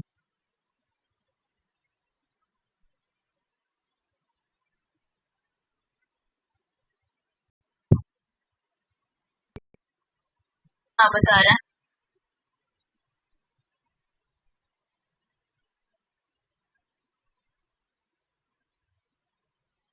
ऑप्शन 1, बोला देखो शोर यहाँ पे देखो, इसका अगर तुम देखो कि मिला जुला कौन है, कार्बन मोनोऑक्साइड, ये नहीं है green house gas, carbon dioxide है, तो कार्बन डाइऑक्साइड कहाँ है, यहाँ। अभी मैं तुम लोगों को चिल्ला के बोली थी कि नाइट्रोजन डाइऑक्साइड नहीं, नाइट्रोस ऑक्साइड है ना, नाइट्रोस ऑक्साइड, डी हटा दो, डी हटा दो, डी हटा दो, ठीक है, हो गया। अभी मैं तुम लोगों को बोल रही हूँ कि एक को बोलते हैं हम लोग कार्बन मोनोऑक्साइड और एक को बोलते हैं कार्बन डाइऑक्साइड, तो जो मोनोऑक्साइड है वो ग्रीन हाउस गैस नहीं है, डाई वाला है, तो डाई वाला है इसमें है और इसमें भी। इसके बाद तुम्हारा सरफेस ओजोन, हाँ ठीक, क्या बोलिए आरसी, देखो NO2 नहीं है, ठीक है ना, NO8 NO2 ये सब नहीं, ये आंसर बन जाता है, यही बोली ना आंसर। चलो आगे, सल्फर डाइऑक्साइड को डाल दिए थे, अच्छा एक बार हमें देख, एक बार मैं फिर से करती हूँ। अभी थोड़ा सा नया नया देखे ना कि सल्फर हेक्साक्लोराइड था तो हमको लगा वो नहीं मैं तुम लोगों को फर्क बताती हूँ, रुक जाओ। मैं तुम लोगों को एक फर्क बताती हूँ, एक चीज मैं तुम लोगों को दिखा रही हूँ। यहाँ तुमको अब याद नहीं है, देखो एक तो वाटर है, ये तो बिल्कुल चीज है। मिथेन तुम्हारा यूनिक है, तो ये ग्रीन हाउस गैस है। अरे अगर बात सुनो, एक होता है CO, कार्बन मोनोऑक्साइड। तो कार्बन मोनोऑक्साइड नहीं है, लेकिन उसका साथ जो लगा हुआ ना वो है। यहाँ पे मैं 3 स्टोरी बताई, NOx होता है, NO होता है, और तुम्हारा NO2 होता है। इनमें से कोई भी नहीं, ये बिल्कुल अलग वाला है, जो जो है ना N2O वाला है, नाइट्रोस ऑक्साइड वाला। बाकी इसमें कोई भी तुम देखो नहीं है, सल्फर डाइऑक्साइड वगैरह नहीं है ना, ना तुम्हारा है ना, वो सब नहीं है। एक चीज देखो ना, जो तुम्हारा प्राइमरी पॉल्यूटेंट है वो नहीं है, प्राइमरी पॉल्यूटेंट नहीं। जबकि जो मैं तुमको पढ़ाई सल्फर डाइऑक्साइड, वो प्राइमरी पॉल्यूटेंट है ना। इसमें तुम देख रहे हो प्राइमरी पॉल्यूटेंट तो नहीं है। हाँ जी, डिवाइड कहाँ है, देखो ये तो नहीं होगा, सल्फर डाइऑक्साइड है। ठीक है, हम जो पढ़ाए बस वही है ना, A है, C है, और तुम्हारा है ना, ये नहीं।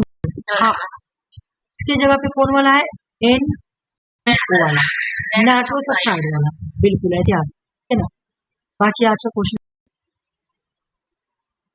तो रिवीजन करते रहोगी ना तो हो जाएगा। ठीक है, तो आज का क्लास हम यहीं तक ले रहे हैं। ये वाला बता दो, इस बार का क्वेश्चन है 2025 का क्वेश्चन, ये बता के चली जाओ, दोनों बताना मुझे, 2025 का क्वेश्चन है।